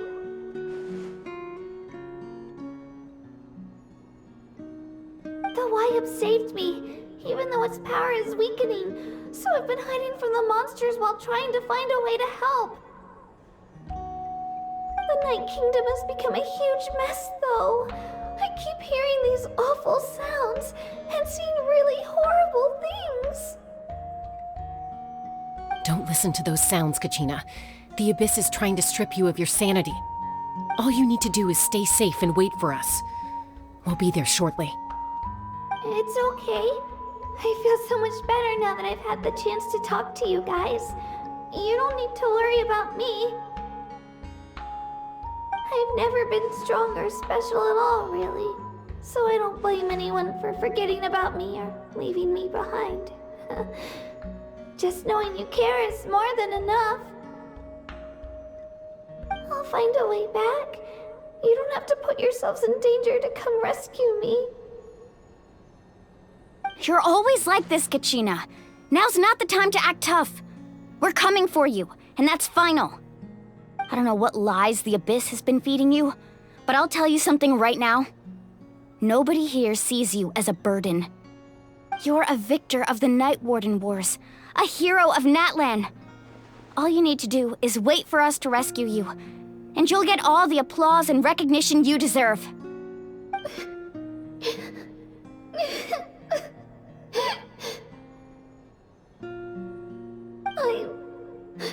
I'm really scared. Everything's so dark and creepy here. And I want to go home. tell. I don't want you to put yourselves in danger because of me. I don't want to hold anyone back ever again. All you need to do is place your trust in us, just like you always have. No one fights alone. We're not leaving you behind. Not ever. Yeah, we're so close. We can't call it quits now. Thank you. Be careful. Looks like we've lost contact. Now comes the most dangerous part. You have to traverse the Night Kingdom in your physical form.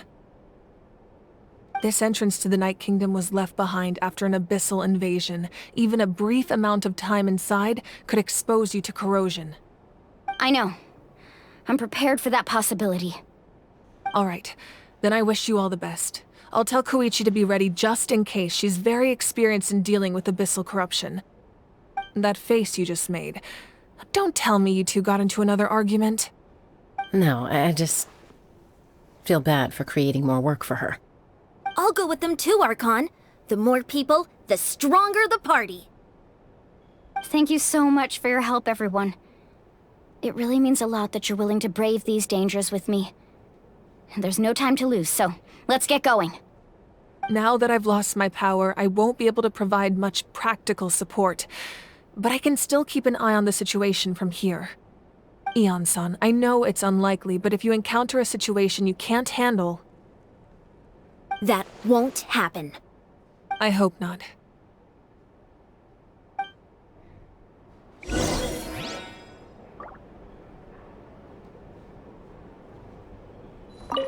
Be careful out there.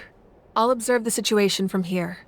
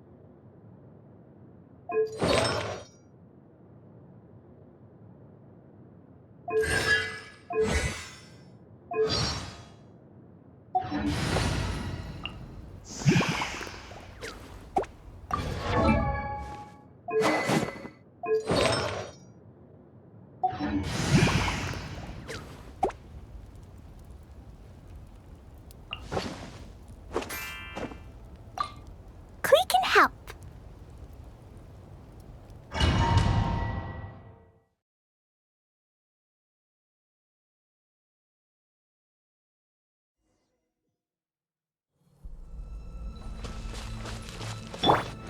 La la la. Yeah!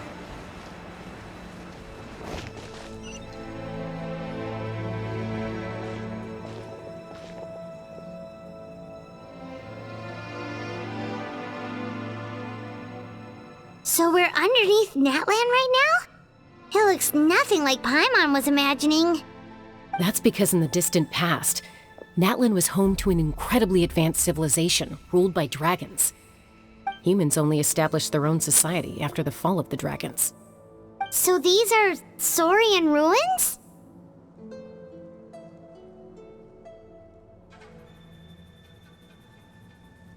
Wait, you mean like the elemental sovereigns? They had their own advanced civilization? Yes, a really long time ago. Very few records have survived until now, so no one really knows what the devices here are for. These ruins have been abandoned for a long time, but with the recent increase in Abyss activity, the installations around here have somehow been activated again. So what you're saying is, we're not in for an easy trip to the Night Kingdom. No, it's going to be obstacle after obstacle from here on out.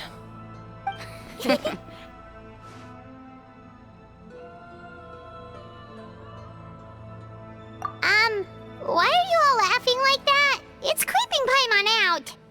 It's the pre-adventure excitement kicking in, right guys? Of course. I'm eager to get started.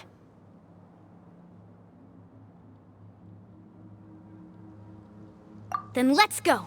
We won't let anything stand in our way.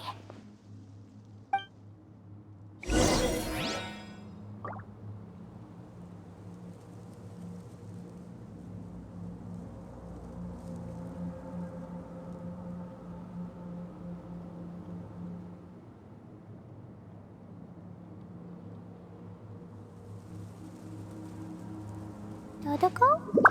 Dodoko, where are you?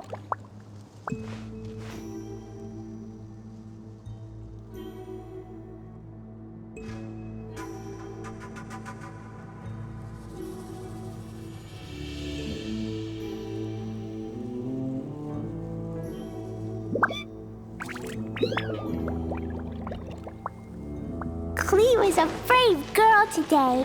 I found a really weird-looking lizard. Want me to show it to you?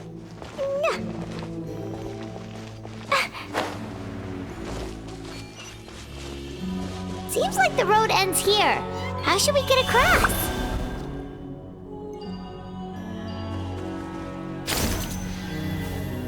As a professional trainer, I think you could stand to build up your endurance, Paimon. Professional trainer? Paimon thought you were a warrior from the Collective of Planning. Well, that goes without saying. But I actually work as a sports coach. I provide professional guidance for many of Natland's popular sports. And I don't just mean physical training. I design nutrition plans as well. Ah, so basically no sugar, no soft drinks, no grilled meat. Yeah, we'll be here all day if you list them out one by one. It's much faster to just focus on what's good for you. Such as? Vegetable juice. Want some? You know, Ian-san, Paimon feels like the two of us might not see eye to eye.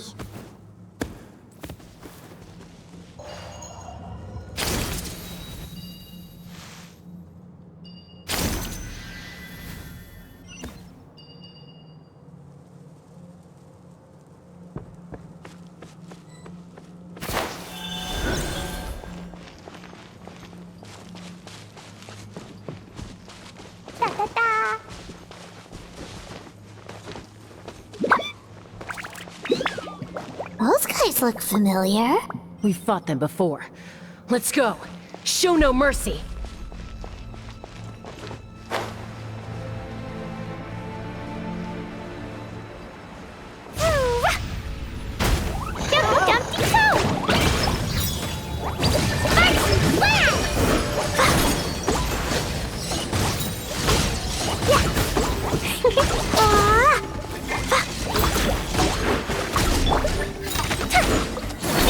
Didn't kill it.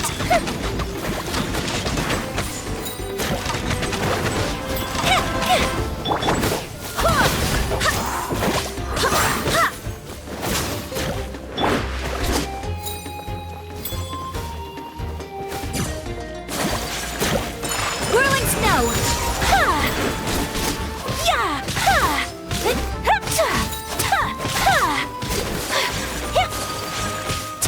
My apologies!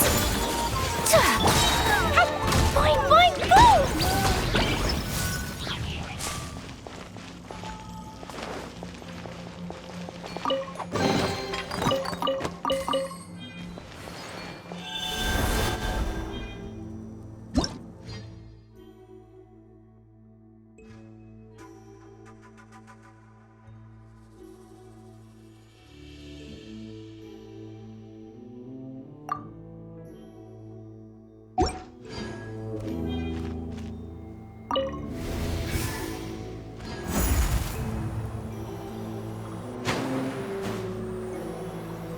Oh, the place we need to go seems really high up.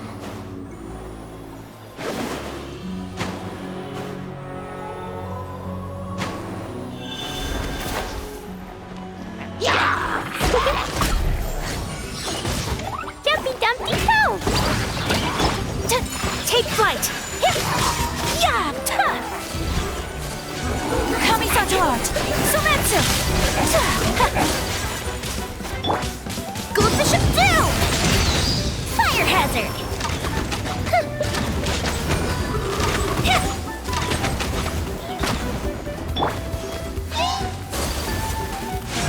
Whirling snow! I swear by my sword!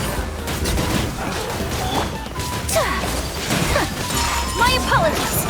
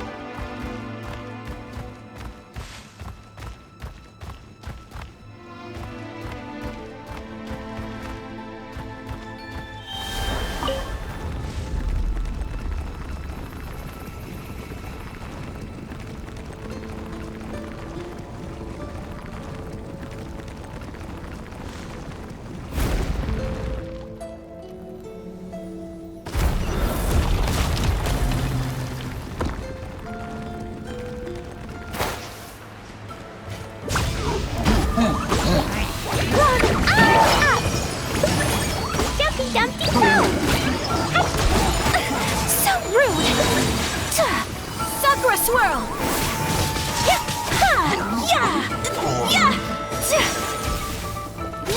Take flight! Here come the fireworks!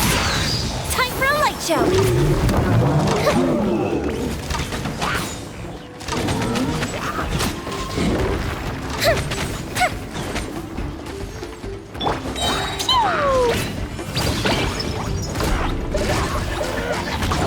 Blazing delight!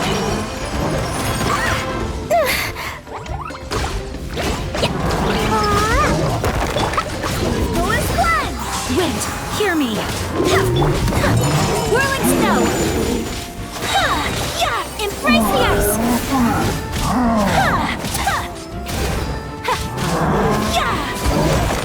Take flight!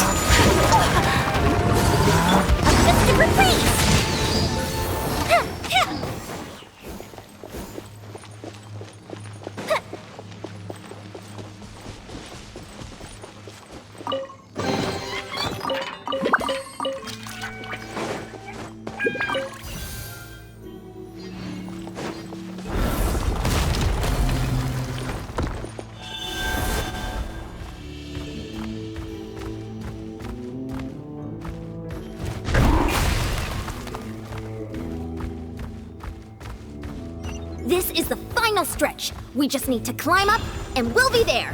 Nothing to it. Easy for you to say.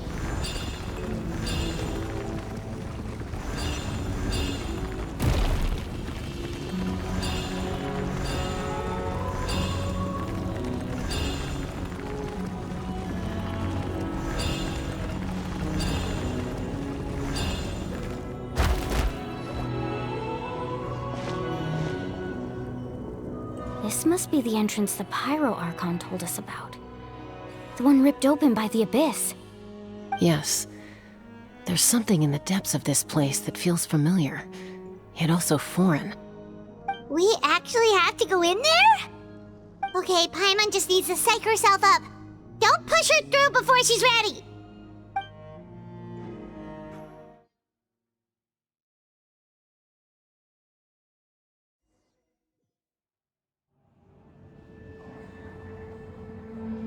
Hey! You don't have to drag Paimon! You're pulling too hard!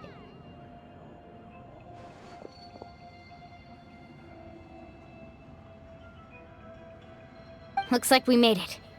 This is the Night Kingdom.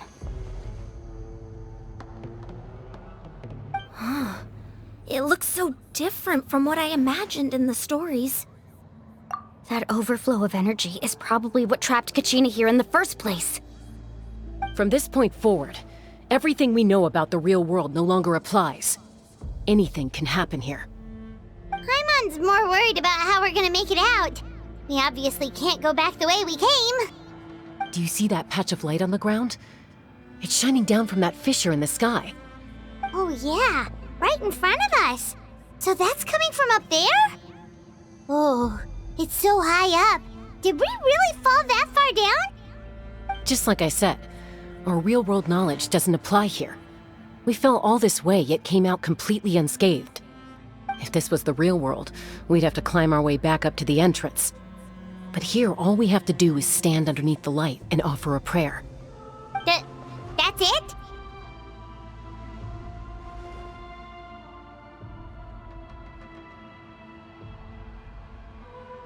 You really think that little of Paimon? That's not even why Paimon asked!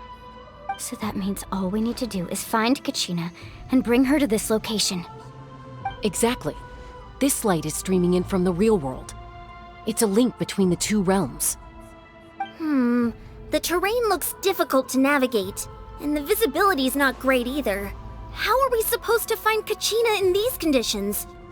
Yeah, these floating black things don't look super friendly either. Those are all manifestations of abyssal power. Be careful. Ghost! A talking ghost! Calm down, I'm here to help. You're the ones who helped Vichama, right? Yes, I'm Vichama's friend, Malko.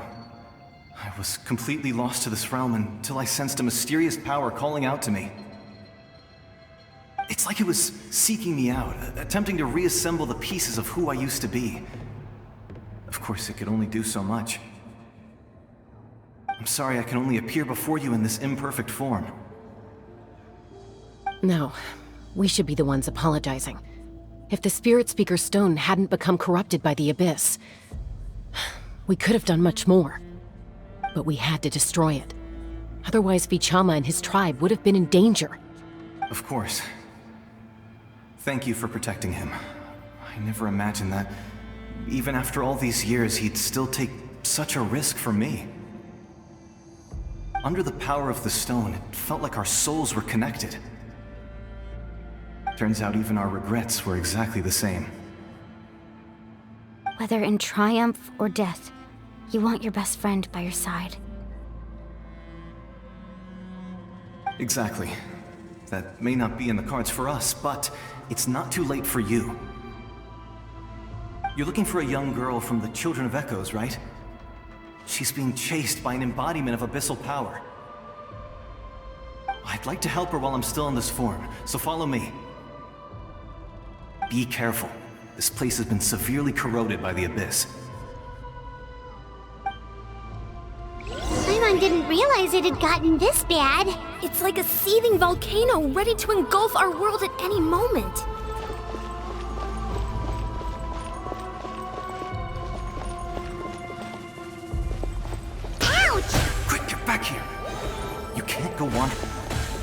stick close to me. My power will be able to ward off attacks for the time being.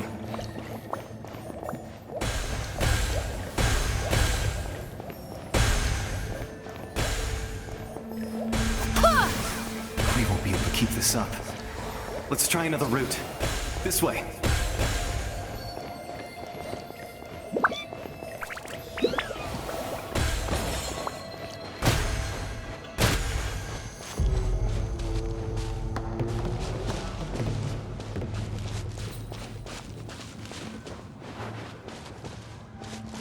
Not good. More monsters. We shouldn't waste our time on them.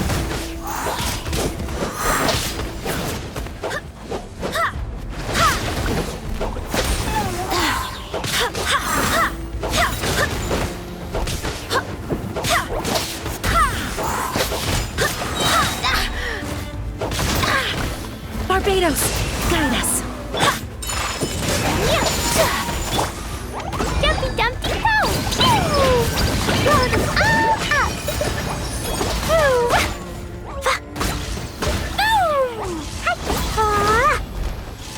Fire hazard!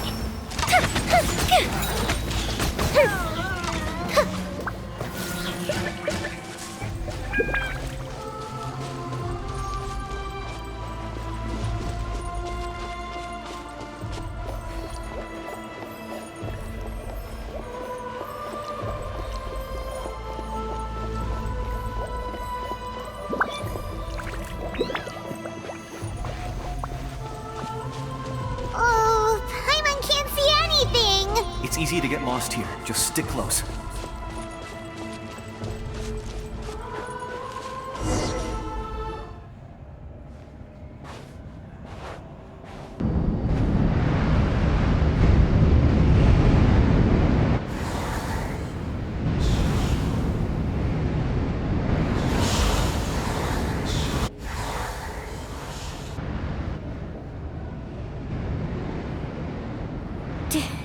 Did you hear that? What? Never mind. It was probably just my imagination. Don't scare Paimon like that! I heard it too. It was a voice from the abyss. What did it say? Doesn't matter. It certainly doesn't harbor good intentions.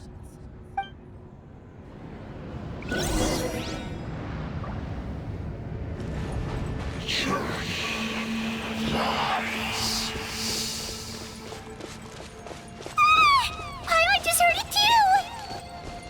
Let's keep going. Paimon wants to get out of this place!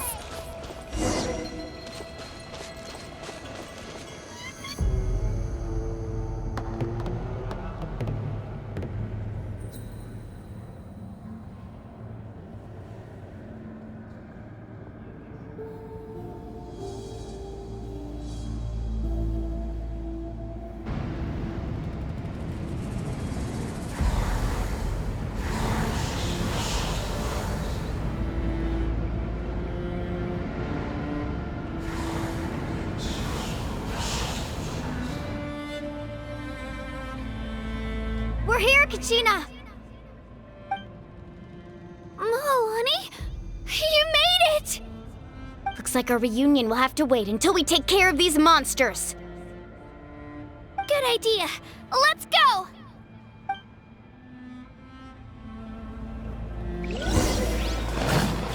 Here goes!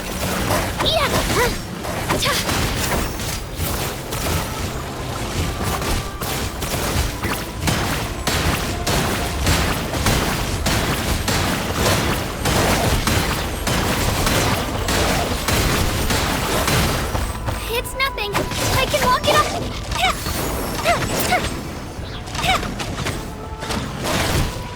Right here!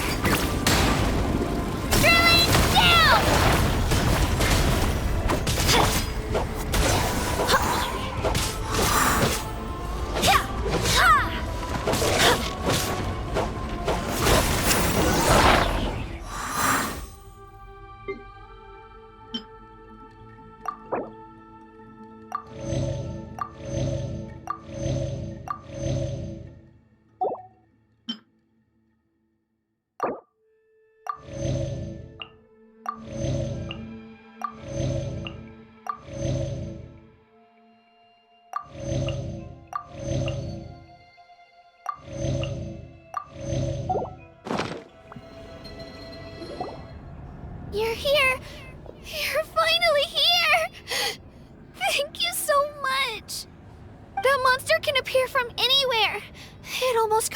bunch of times.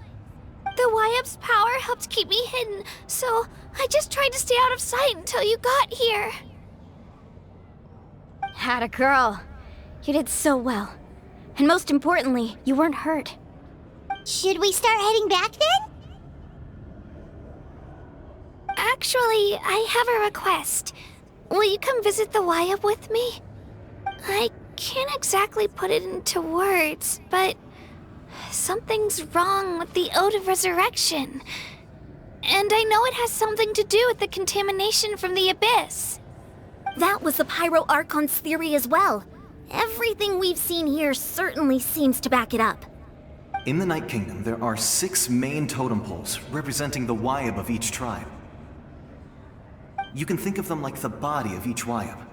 Additional totem poles, like the ones around here, serve as proxies to which the YUP can extend their consciousness. There are countless proxies scattered around the Night Kingdom. Through them, the YUP can extend their consciousness over the entire realm and track down souls no matter where they roam. But if a proxy were to become severely contaminated, then a soul could become lost within the Night Kingdom.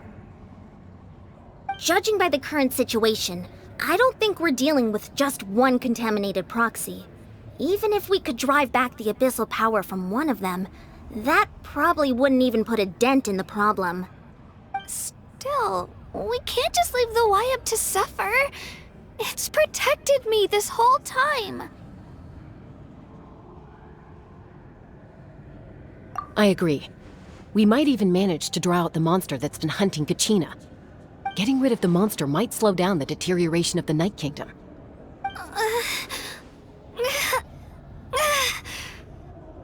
Kachina? What's wrong? Nothing. Just a headache. And that voice again, telling me to abandon the YUP and leave this place. Maybe we really should leave. Kachina's already been here for too long. No, I'm fine. I don't plan on listening to that nonsense. I can hold on. Just up ahead. I'll lead the way. Besides, I can still fight, so please, help me out a little longer. Listen to me, Kachina. We'll come with you, but that's because we want to help the YUP, not because we have something to prove. You don't have anything to prove either. It's okay if you reach your limit. We'll be there for you. All right, the sooner we get this done, the better. We've already come all this way, so we might as well try to get to the bottom of this. Let's go. This way. I'll stay here and try to stall the Abyss monster. All by yourself? That's too dangerous! It's all right. I may not be as strong as that monster, but I'm definitely more familiar with the area. Besides, I don't have much time left. If you're anything like my friend, I'm sure you're not particularly fond of goodbyes. So go. Achieve your goal, and return to the world where you belong. Thank you for everything. You're a true hero. Thank you. No one fights alone.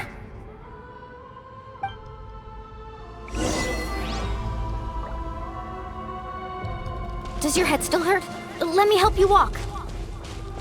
I'm fine. I'm fine. You should know I'm made of stronger stuff than that.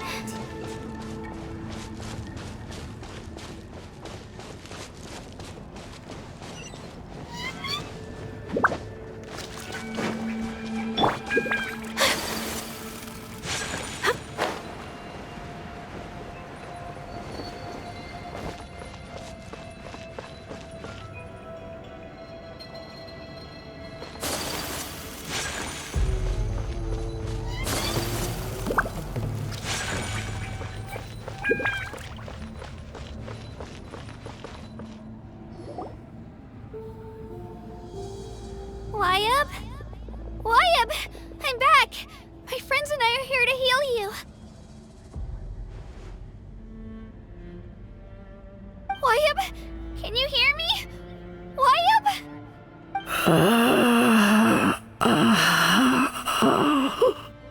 So we were right. The contamination is already too severe. It's preventing the Wyab from answering our calls. Alright, get ready, everyone.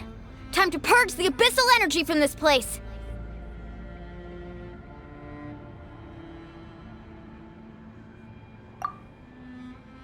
Careful. We've got company. Already?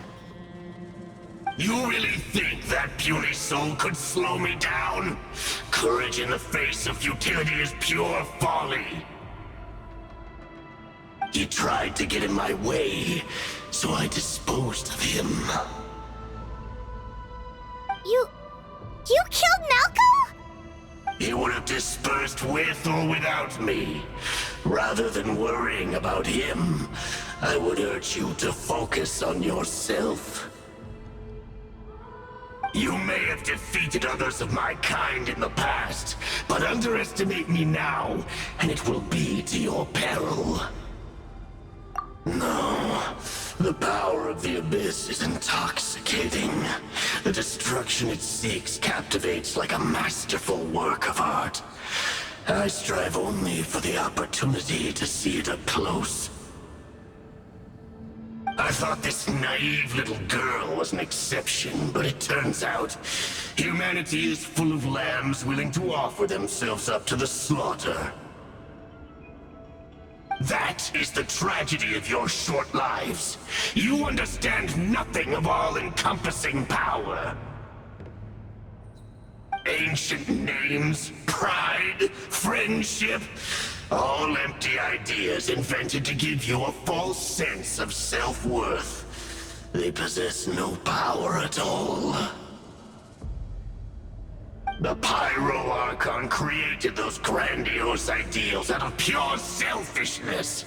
Anything to avoid sharing power.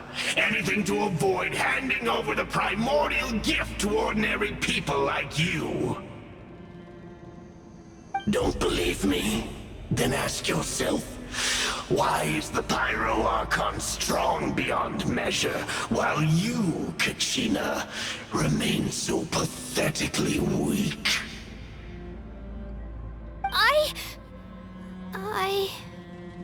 Kachina! Give me your hand.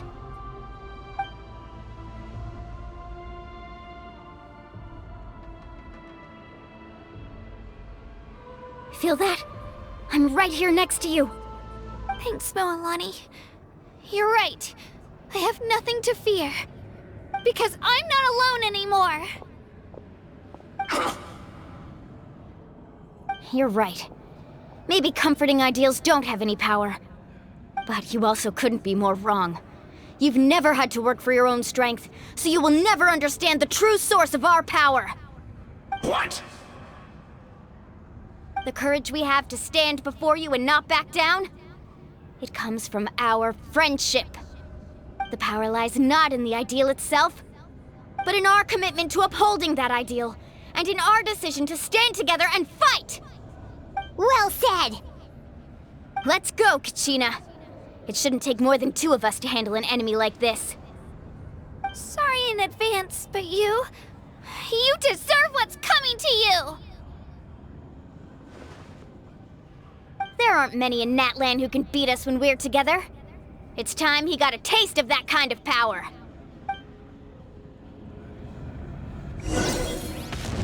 From the ashes to Catch an epic wave! time for my Clear the area!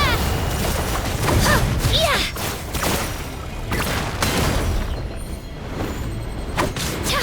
Shabam! a glimpse of the future. Woohoo!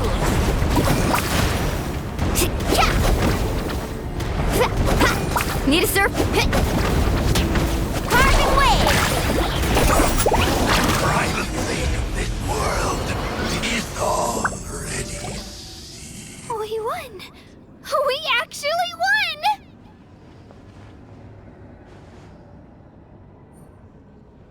That's what he gets for underestimating you two. Fantastic work, Kachina! Absolutely fantastic! This makes me so unbelievably happy. I'm happy too, Mualani. Together we really are unstoppable.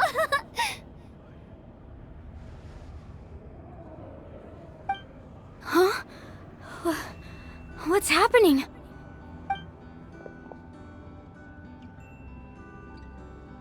My ancient name is glowing? But I thought I didn't bring it with me.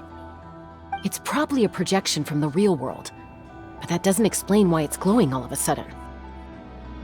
Wait, does that mean you're...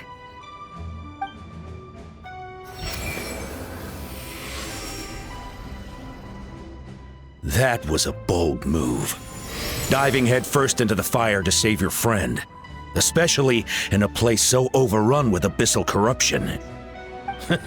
Still, seeing you pull it off was really something.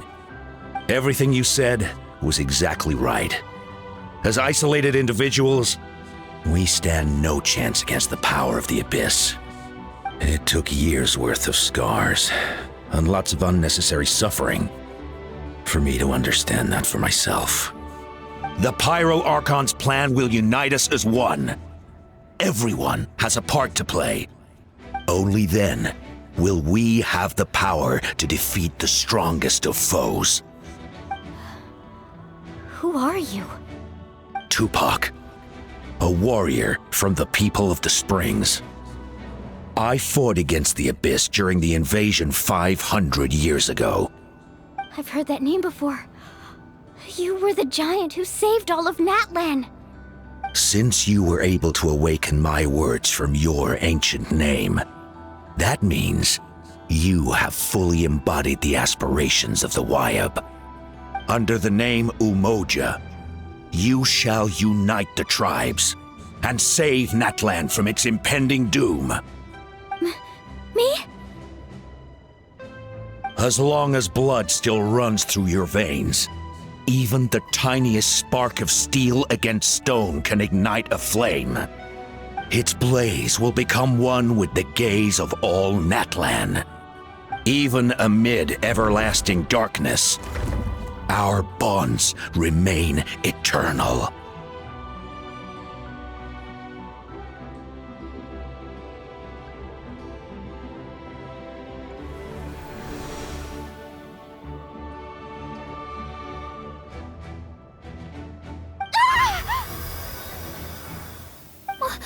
What's wrong, Mualani? So many memories. My brain was just flooded with everything he once knew. So that's what happened. What do you mean? Did you just figure something out? 500 years ago, they foresaw the very crisis we're facing now. Efforts to save Natlan started all the way back then. We can go over the details once we get back. We shouldn't linger here longer than we have to. I know bits and pieces, but I had no idea Mualani was also part of the plan. This sounds like something that's going to need a lot of explaining. Let's focus on saving the Wayab first.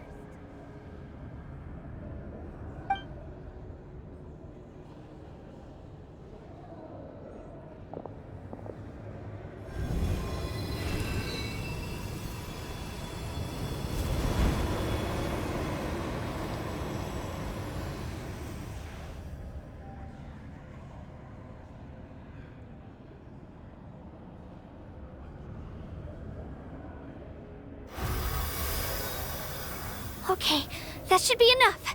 Wayab? Wayab? Can you hear me?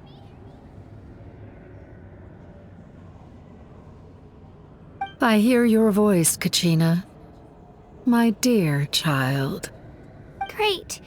Well then, I'm afraid it's time to say goodbye. I just wanted to make sure you were okay before we leave, but we can't afford to stay here any longer. I was going to ask why you bestowed an ancient name upon someone like me, but it's okay. I'll keep searching within myself for the answer. I'll never stop trying to improve my strength. One day, I'll live up to the hero you saw in me. You are already an outstanding child in my eyes, Kachina. No matter what happens. Huh?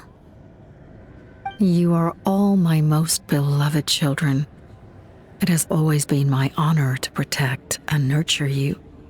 Your ancient name is just that, a name. Much like your parents chose to name you Kachina, I also gave you a name, but it need not define you. Focus on who you want to be. You are already worthy of your name. Now, you need only devote yourself to becoming a better you. The story of your ancient name is for you to continue. Just like your parents, my love for you will never change, no matter what the future holds.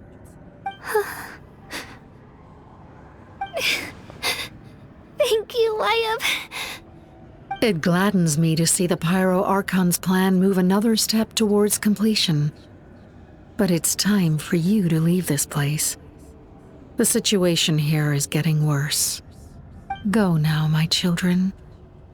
Save Natlan on behalf of all you hold dear. I know we've never met before, Wyatt, but I just wanted to say thank you for encouraging Kachina. It was exactly what she needed to hear. Whoa! What's going on? An earthquake? We're out of time. It's the power of the Abyss. Quick, we need to run!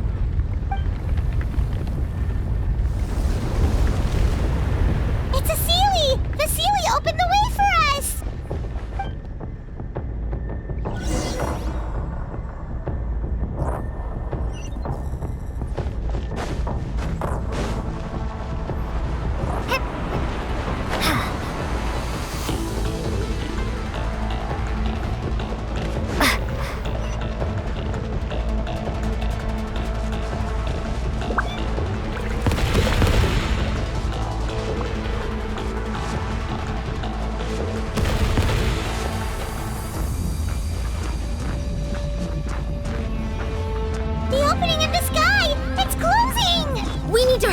Or we'll be stuck here!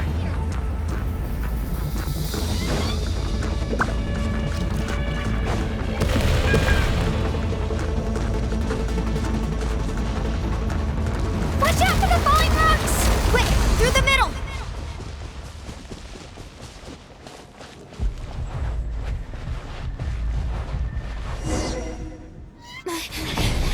Come on, faster! We'll never make it!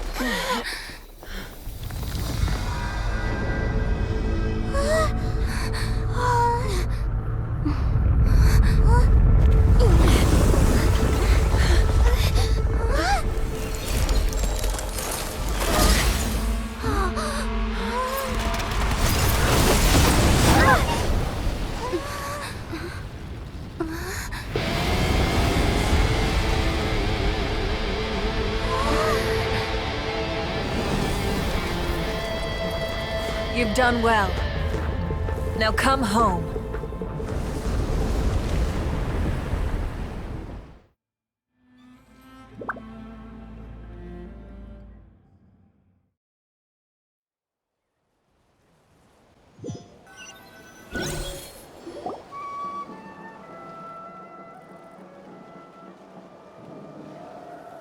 We're back!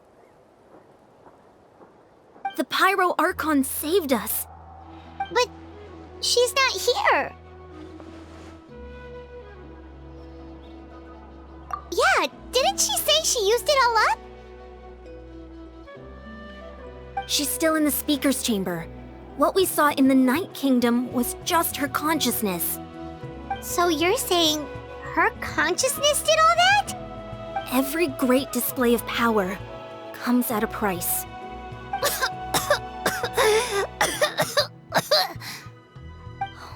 feel terrible, Kachina. Just hold on. We'll get you to a doctor soon. Let's get back to the stadium.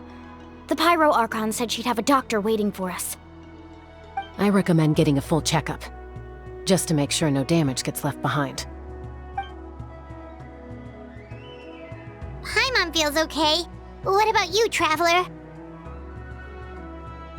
Right. You always seem to do pretty well against the Abyss. Let's get going.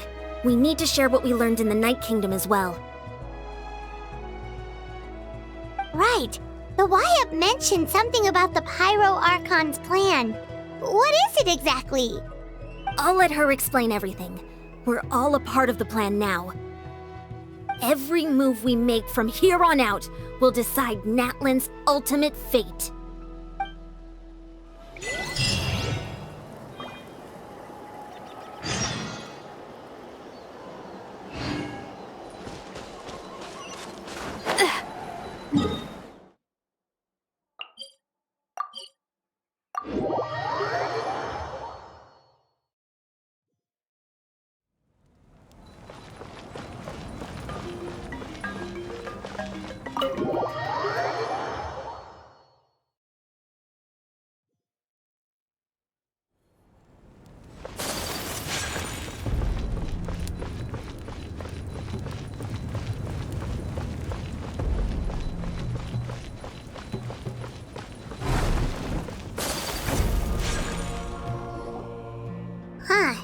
There's a lot less stuff here than before.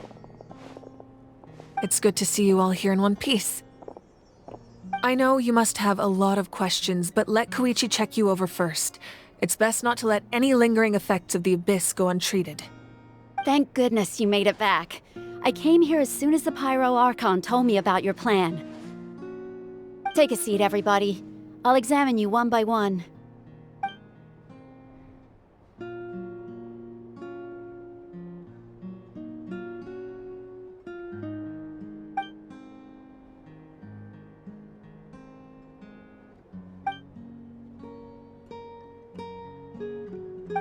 All right, that should do it for now. But just to be safe, I'll perform another checkup in a couple of days. I have to say, though, I've never seen anyone react to the Abyss like you, Traveler. It's like you're completely immune to its power. She's always been special like that. She can even purify its power. Wait, now that you mention it, Paimon doesn't think she's affected either. Given the current situation, that ability will likely play a great role in the events to come. Of course. I still have patients to see, so I'll head out. Thank you, Koichi. All right. We might not see eye to eye, but we both had good intentions. Just give it time. I'm sure we'll figure things out between us one day. Yeah.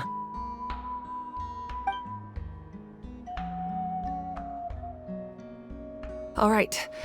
There's so much to discuss, I don't even know where to begin. You've seen it for yourselves now. The devastation in the Night Kingdom. I'll get straight to the point. Natlan is on the verge of destruction. It's very possible our nation has less than a year before total devastation. Huh? No. That can't be true, can it? That's right. But I've only ever disclosed that fact to the handful of people working with me to save this nation. Our looming destruction is not a recent development, but the inevitable conclusion of the disaster the Abyss initiated 500 years ago. Mualani told us a little bit about that. 500 years ago, all the nations of Teyvat were invaded by the Abyss. Unlike the other nations, Natlan never had stable and deep-rooted ley lines, so we suffered the worst of the invasion. The battle against the Abyss was exceedingly long and brutal. In the end, victory came at the cost of our civilization and countless lives.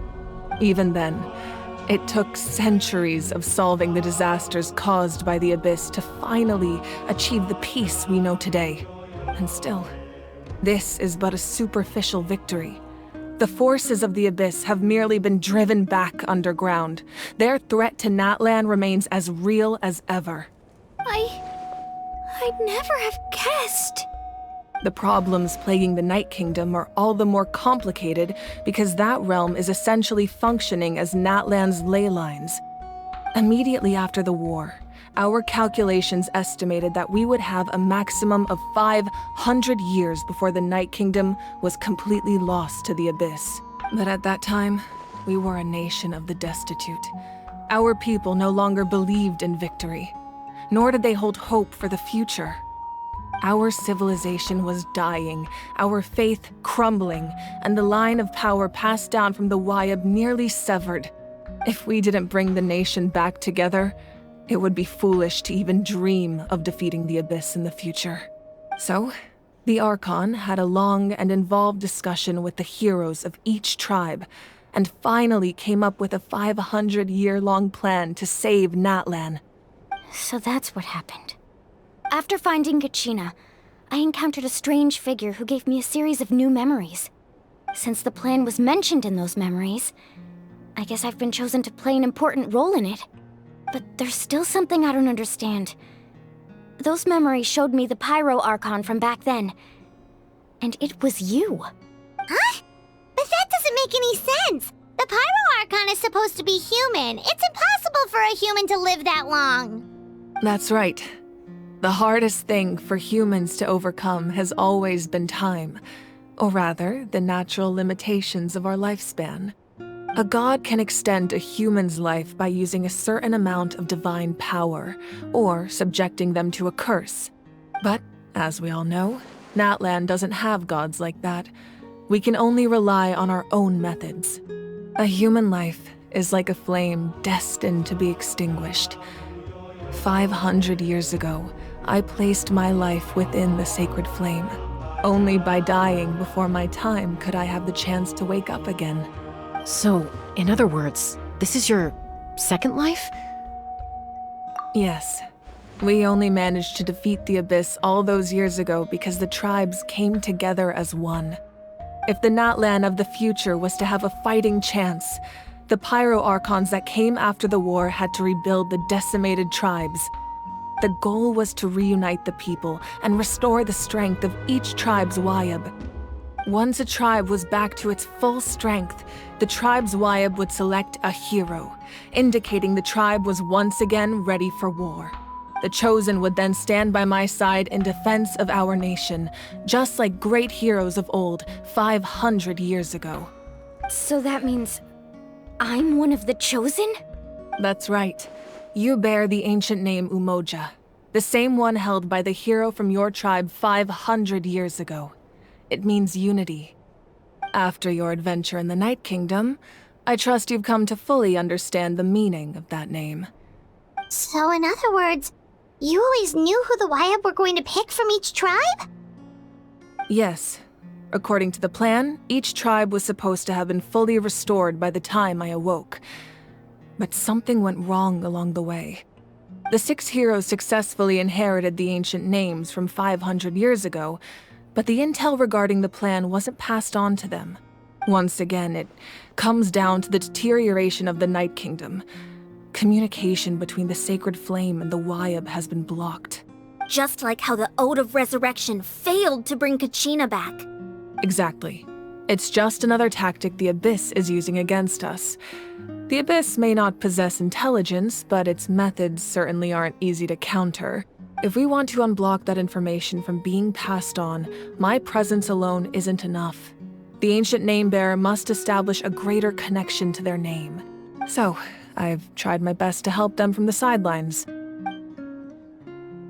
Currently, Shilonin of the Children of Echoes, Kinich of the Scions of the Canopy, and Iansan of the Collective of Plenty have all been acknowledged by their names.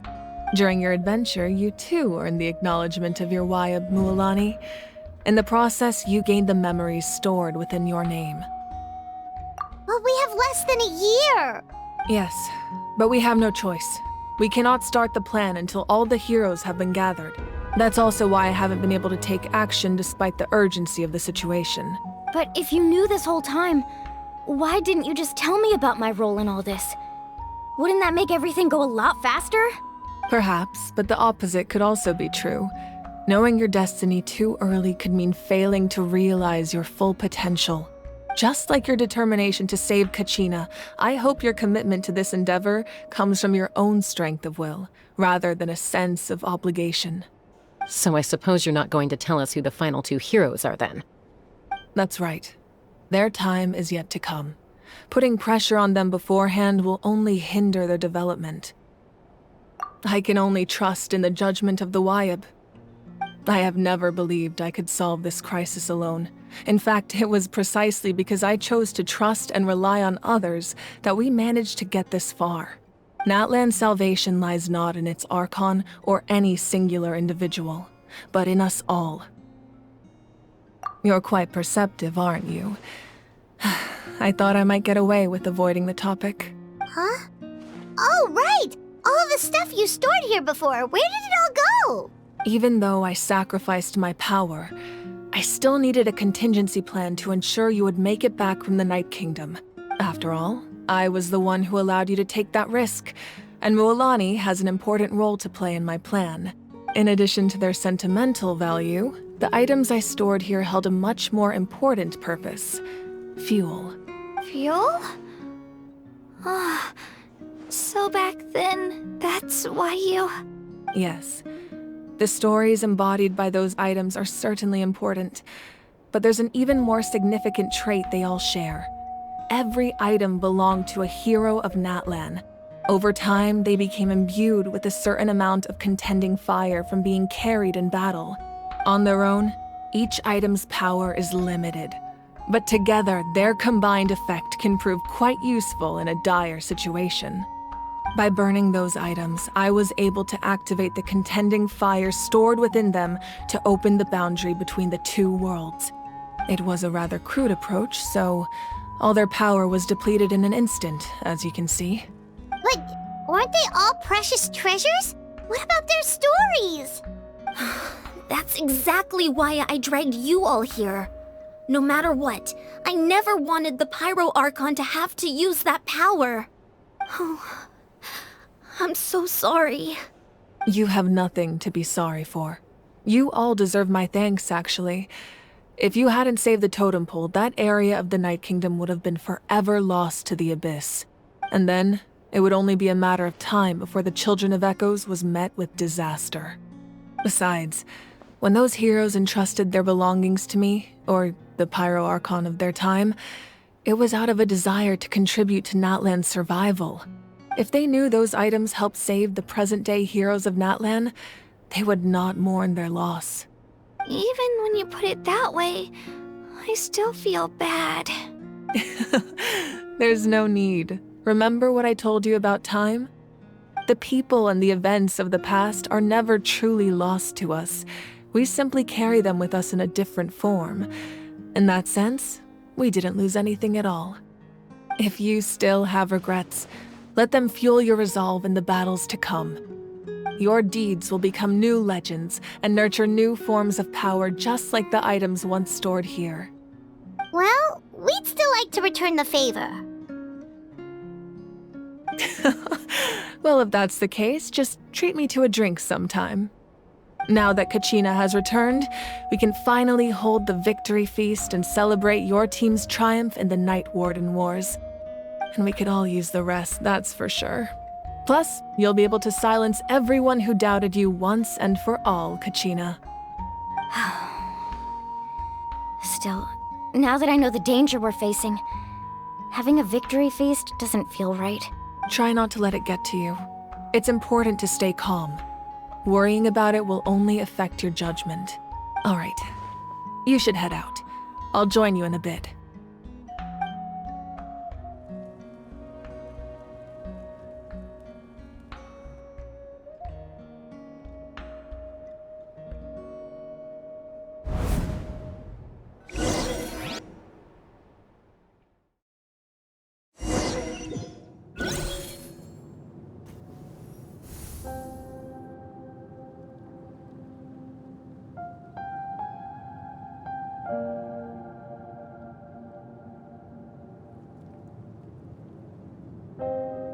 When I was young, I used to sit by the hot springs and listen to the stories of warriors from all over Natlan.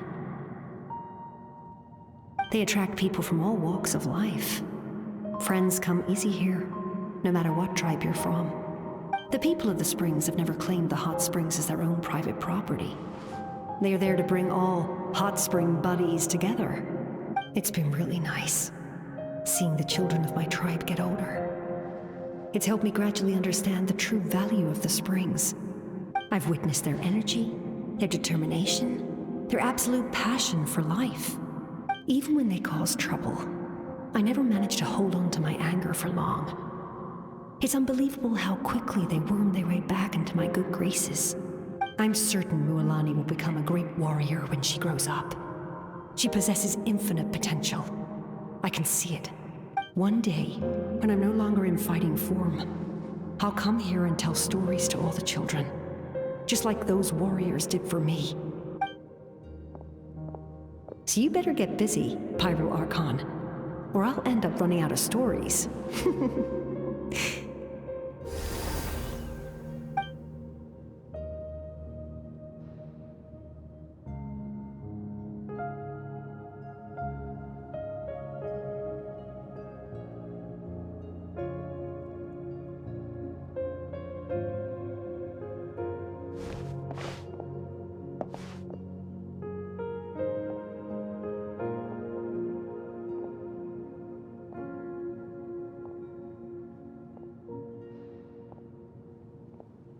Our nation is engulfed in darkness. Our tribes stand divided, and yet you promise victory in the distant future. The Abyss is a cunning enemy, one that I faced in battle many times. Were that not the case, I would never understand exercising this degree of caution. My rage will never know absolution, and my power will no longer aid you in victory. But you came to me because you knew you could convince me with just a single sentence. I understand your choice. The heroes of today will forge the path ahead with blood and fire. Just remember to earn us the victory we are owed. Otherwise, rest assured, I'll find a way to collect the debt. For Natlan.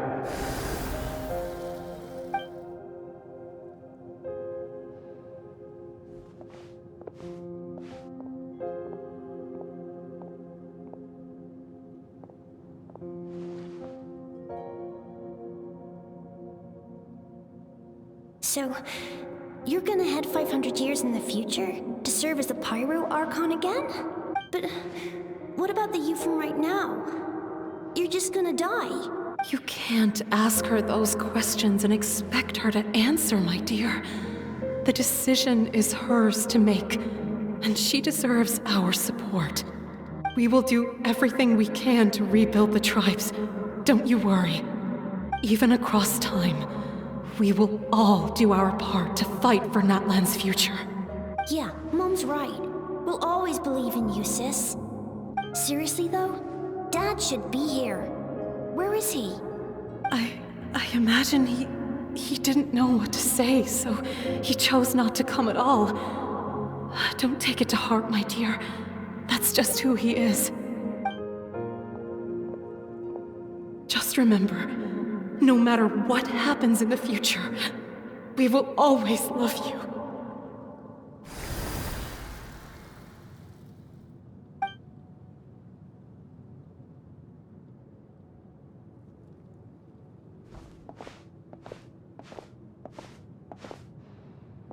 I'll come find you one day. I know I can't live that long, but I'll think of something. There has to be a way for us to meet again one day. If there's an answer out there somewhere, I'm gonna find it. So, don't forget about me.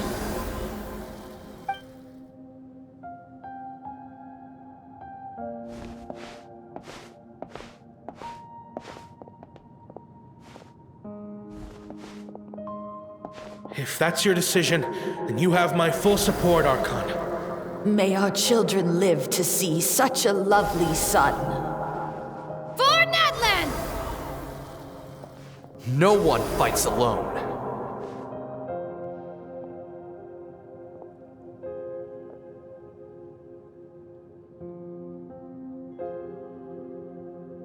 The rules are my legacy. They shall grant us the strength to overcome the next tragedy. War forged the 6 tribes, taught us how to fight, instilled in us what it means to love. Who will be the one to bring this to an end?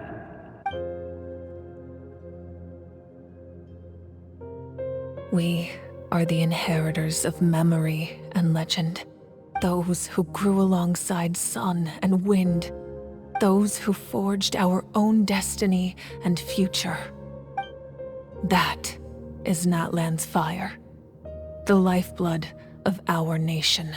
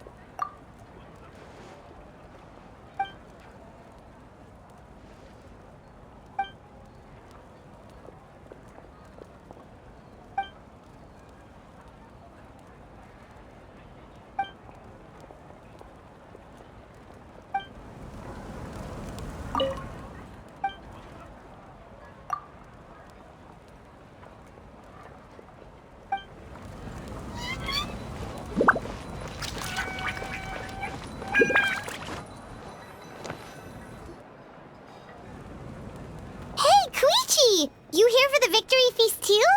Oh, no. I knew Chaska would be here, so I just came to deliver some medicine. I was about to leave, actually.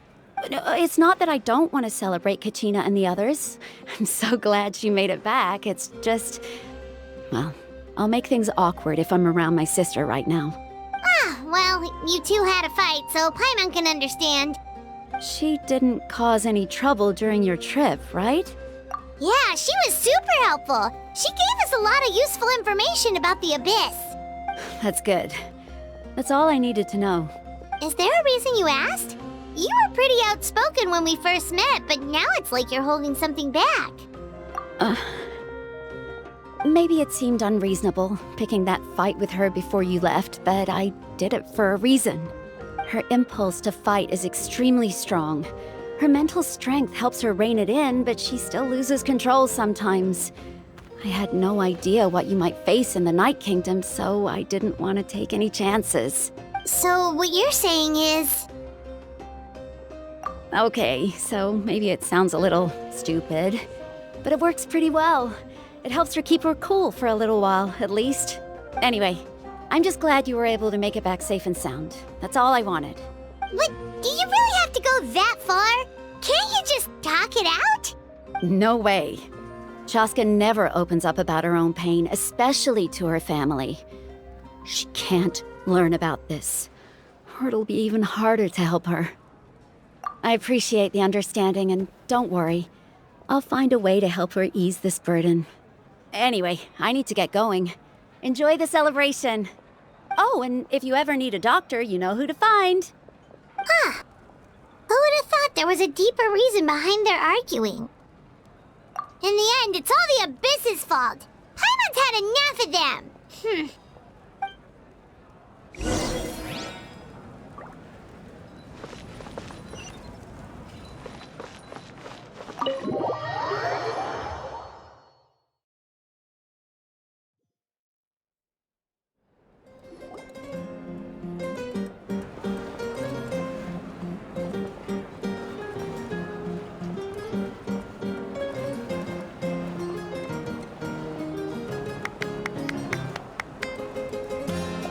Let's give a huge round of applause to our brave young warrior, Kachina! Woohoo! Well done, Kachina. Thank you, everyone. I'm so glad I finally made it. I always knew you could do it. With so much potential at your age, you have a great future ahead of you. You're one to talk. Don't think I didn't know you were the first person to abandon your team. I'll be dealing with you when we get back. I had no choice. My friend invited me. I couldn't just say no. Oh, really? So you weren't just trying to get ahead in the first round? I wasn't, I swear. I just happened to find that bearer injured in the wild, so I stopped to bandage his wounds. When he insisted on repaying the favor, what was I supposed to do? I'm just one person. I figured Kachina would have no trouble replacing me. But the fact of the matter is that after your departure, everyone else started thinking about swapping teams too. I'm really sorry, Kachina. It was wrong of us to abandon you like that. It's amazing that you still made it all the way through to the Night Warden Wars. That's the highest honor. So, what about you guys? Did you make it far? Our team captain drank too much the night before the competition and turned up late to the stadium on the day. We got disqualified. Serves you all right. No sympathy from me. All right. There's no need to be like that, Uncle Pakal. Dear friends, I'd like to say a few words. Firstly, I'm grateful to my friends and our great Archon for helping to bring me back. This traveler and her companion Paimon are some of the strongest people I've ever met. If they were allowed to participate in the pilgrimage, I have no doubt that they'd win the whole thing. They've agreed to let me learn from them. With their help, I believe I can become even stronger still. And let's not forget my good friends, Moalani, Chaska, Kanich, and Aeon-san. They all helped the traveler and Paimon figure out a way to bring me back from the Night Kingdom. They too deserve to be called our heroes. So, please give another round of applause for them. Thank you so much. Well said! I'll drink to that. How does it feel being a hero, Kachina? To be honest, it's a bit overwhelming. It all just feels so surreal. Well, you better get used to it. Next up, undefeated champion! Hey, please don't make fun of me.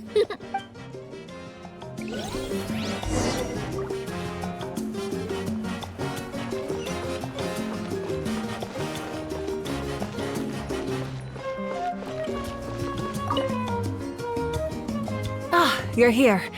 Have some fruit juice. I got it specially for you two. How did you know? That's Paimon's favorite! You look like you've still got questions. Ask away. Because they had their own lives to live. The thought of telling them, abandon your families and everyone you love, and come with me to the end of time, for in 500 years Natlan will be destroyed, it seemed too cruel.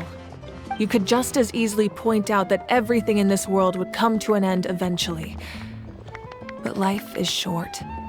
And beyond a point, it just doesn't seem real. Imagine if I said, let's leave right now. and go save the sun because it'll flame out in a few million years. It would sound quite ridiculous. I couldn't make them shoulder that burden with me. Besides, every generation will have its heroes, this one included. The plan could still work without them. Or, of course, without me. But since I was the one who came up with the plan, I felt duty-bound to see it through to the end. I'm suddenly remembering that portrait in your room. Was that your family from back then? Yes, it was. So when you asked me who my sister grew up to be, the truth is that very little information survives. From what I've been able to piece together, I can conclude with a reasonable degree of confidence that she ended up as an architect and artist. She played an instrumental role in rebuilding the scions of the Canopy tribe, designing and building many houses. But of course, none of her buildings are around anymore. Still, it was an impressive achievement, and I'm very proud of her.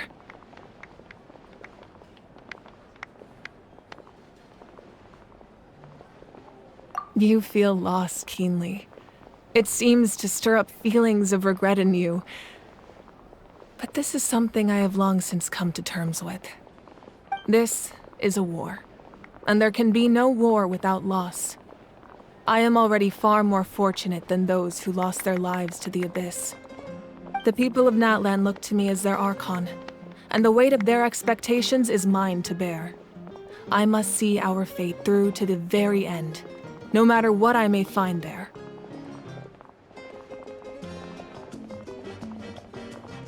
Yeah, doesn't that mean the way everything ends has already been written, including your plan? I suppose, but so what? Don't forget, time takes many forms. The past, present, and future coexist, and all are equally important. Even if the future ends in destruction, there's still no reason to give up on the here and now. And it's precisely because we humans cannot know our fate that we will never give up on our struggle. This is a pivotal moment. We are still 2 heroes short. Well, 3 to be precise. There's one further hero who I'm hoping to get on my side, whatever it takes. Your resistance to the corrupting power of the Abyss is truly remarkable. It would easily make you an all-important figure in the upcoming battle. If you agree to join us, you will not only gain my full support in your journey, but I will also forge a brand new ancient name for you. Ancient names can be forged? They can. Several strict conditions must be met, but if they couldn't be forged at all, then the number of them in circulation would have long dwindled to 0. Possessing an ancient name would mean that your adventures in Natlan are recorded in full. Your stories would be remembered by our people for all the years to come. The Ode of Resurrection may have temporarily lost its power, but still, take this as my personal guarantee that I shall never let you fall. Just like in the Night Kingdom, I will be there for you.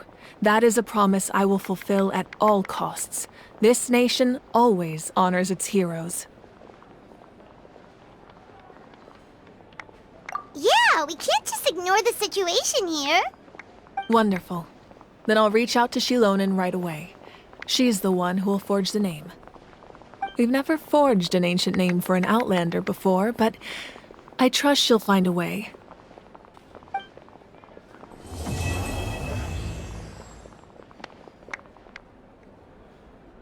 My lord, we've received word that the Pyro Archon has lost much of her power. Although your injury complicates things, this is most certainly the opportune time to seize the Gnosis. Victory and defeat are rules, not outcomes. I have never taken advantage of an opponent in a time of weakness, and I don't intend to start now. As for you, I must confess, I did not expect that little trick of yours to save the day. No matter how dense the fog, as long as the sun remains, we cannot turn day into night. She could have dispelled it. She simply chose not to. You don't have much time. And you're injured on top of that. What do you plan to do next? I'm beginning to see just how useful you may turn out to be. You heard something from here, didn't you?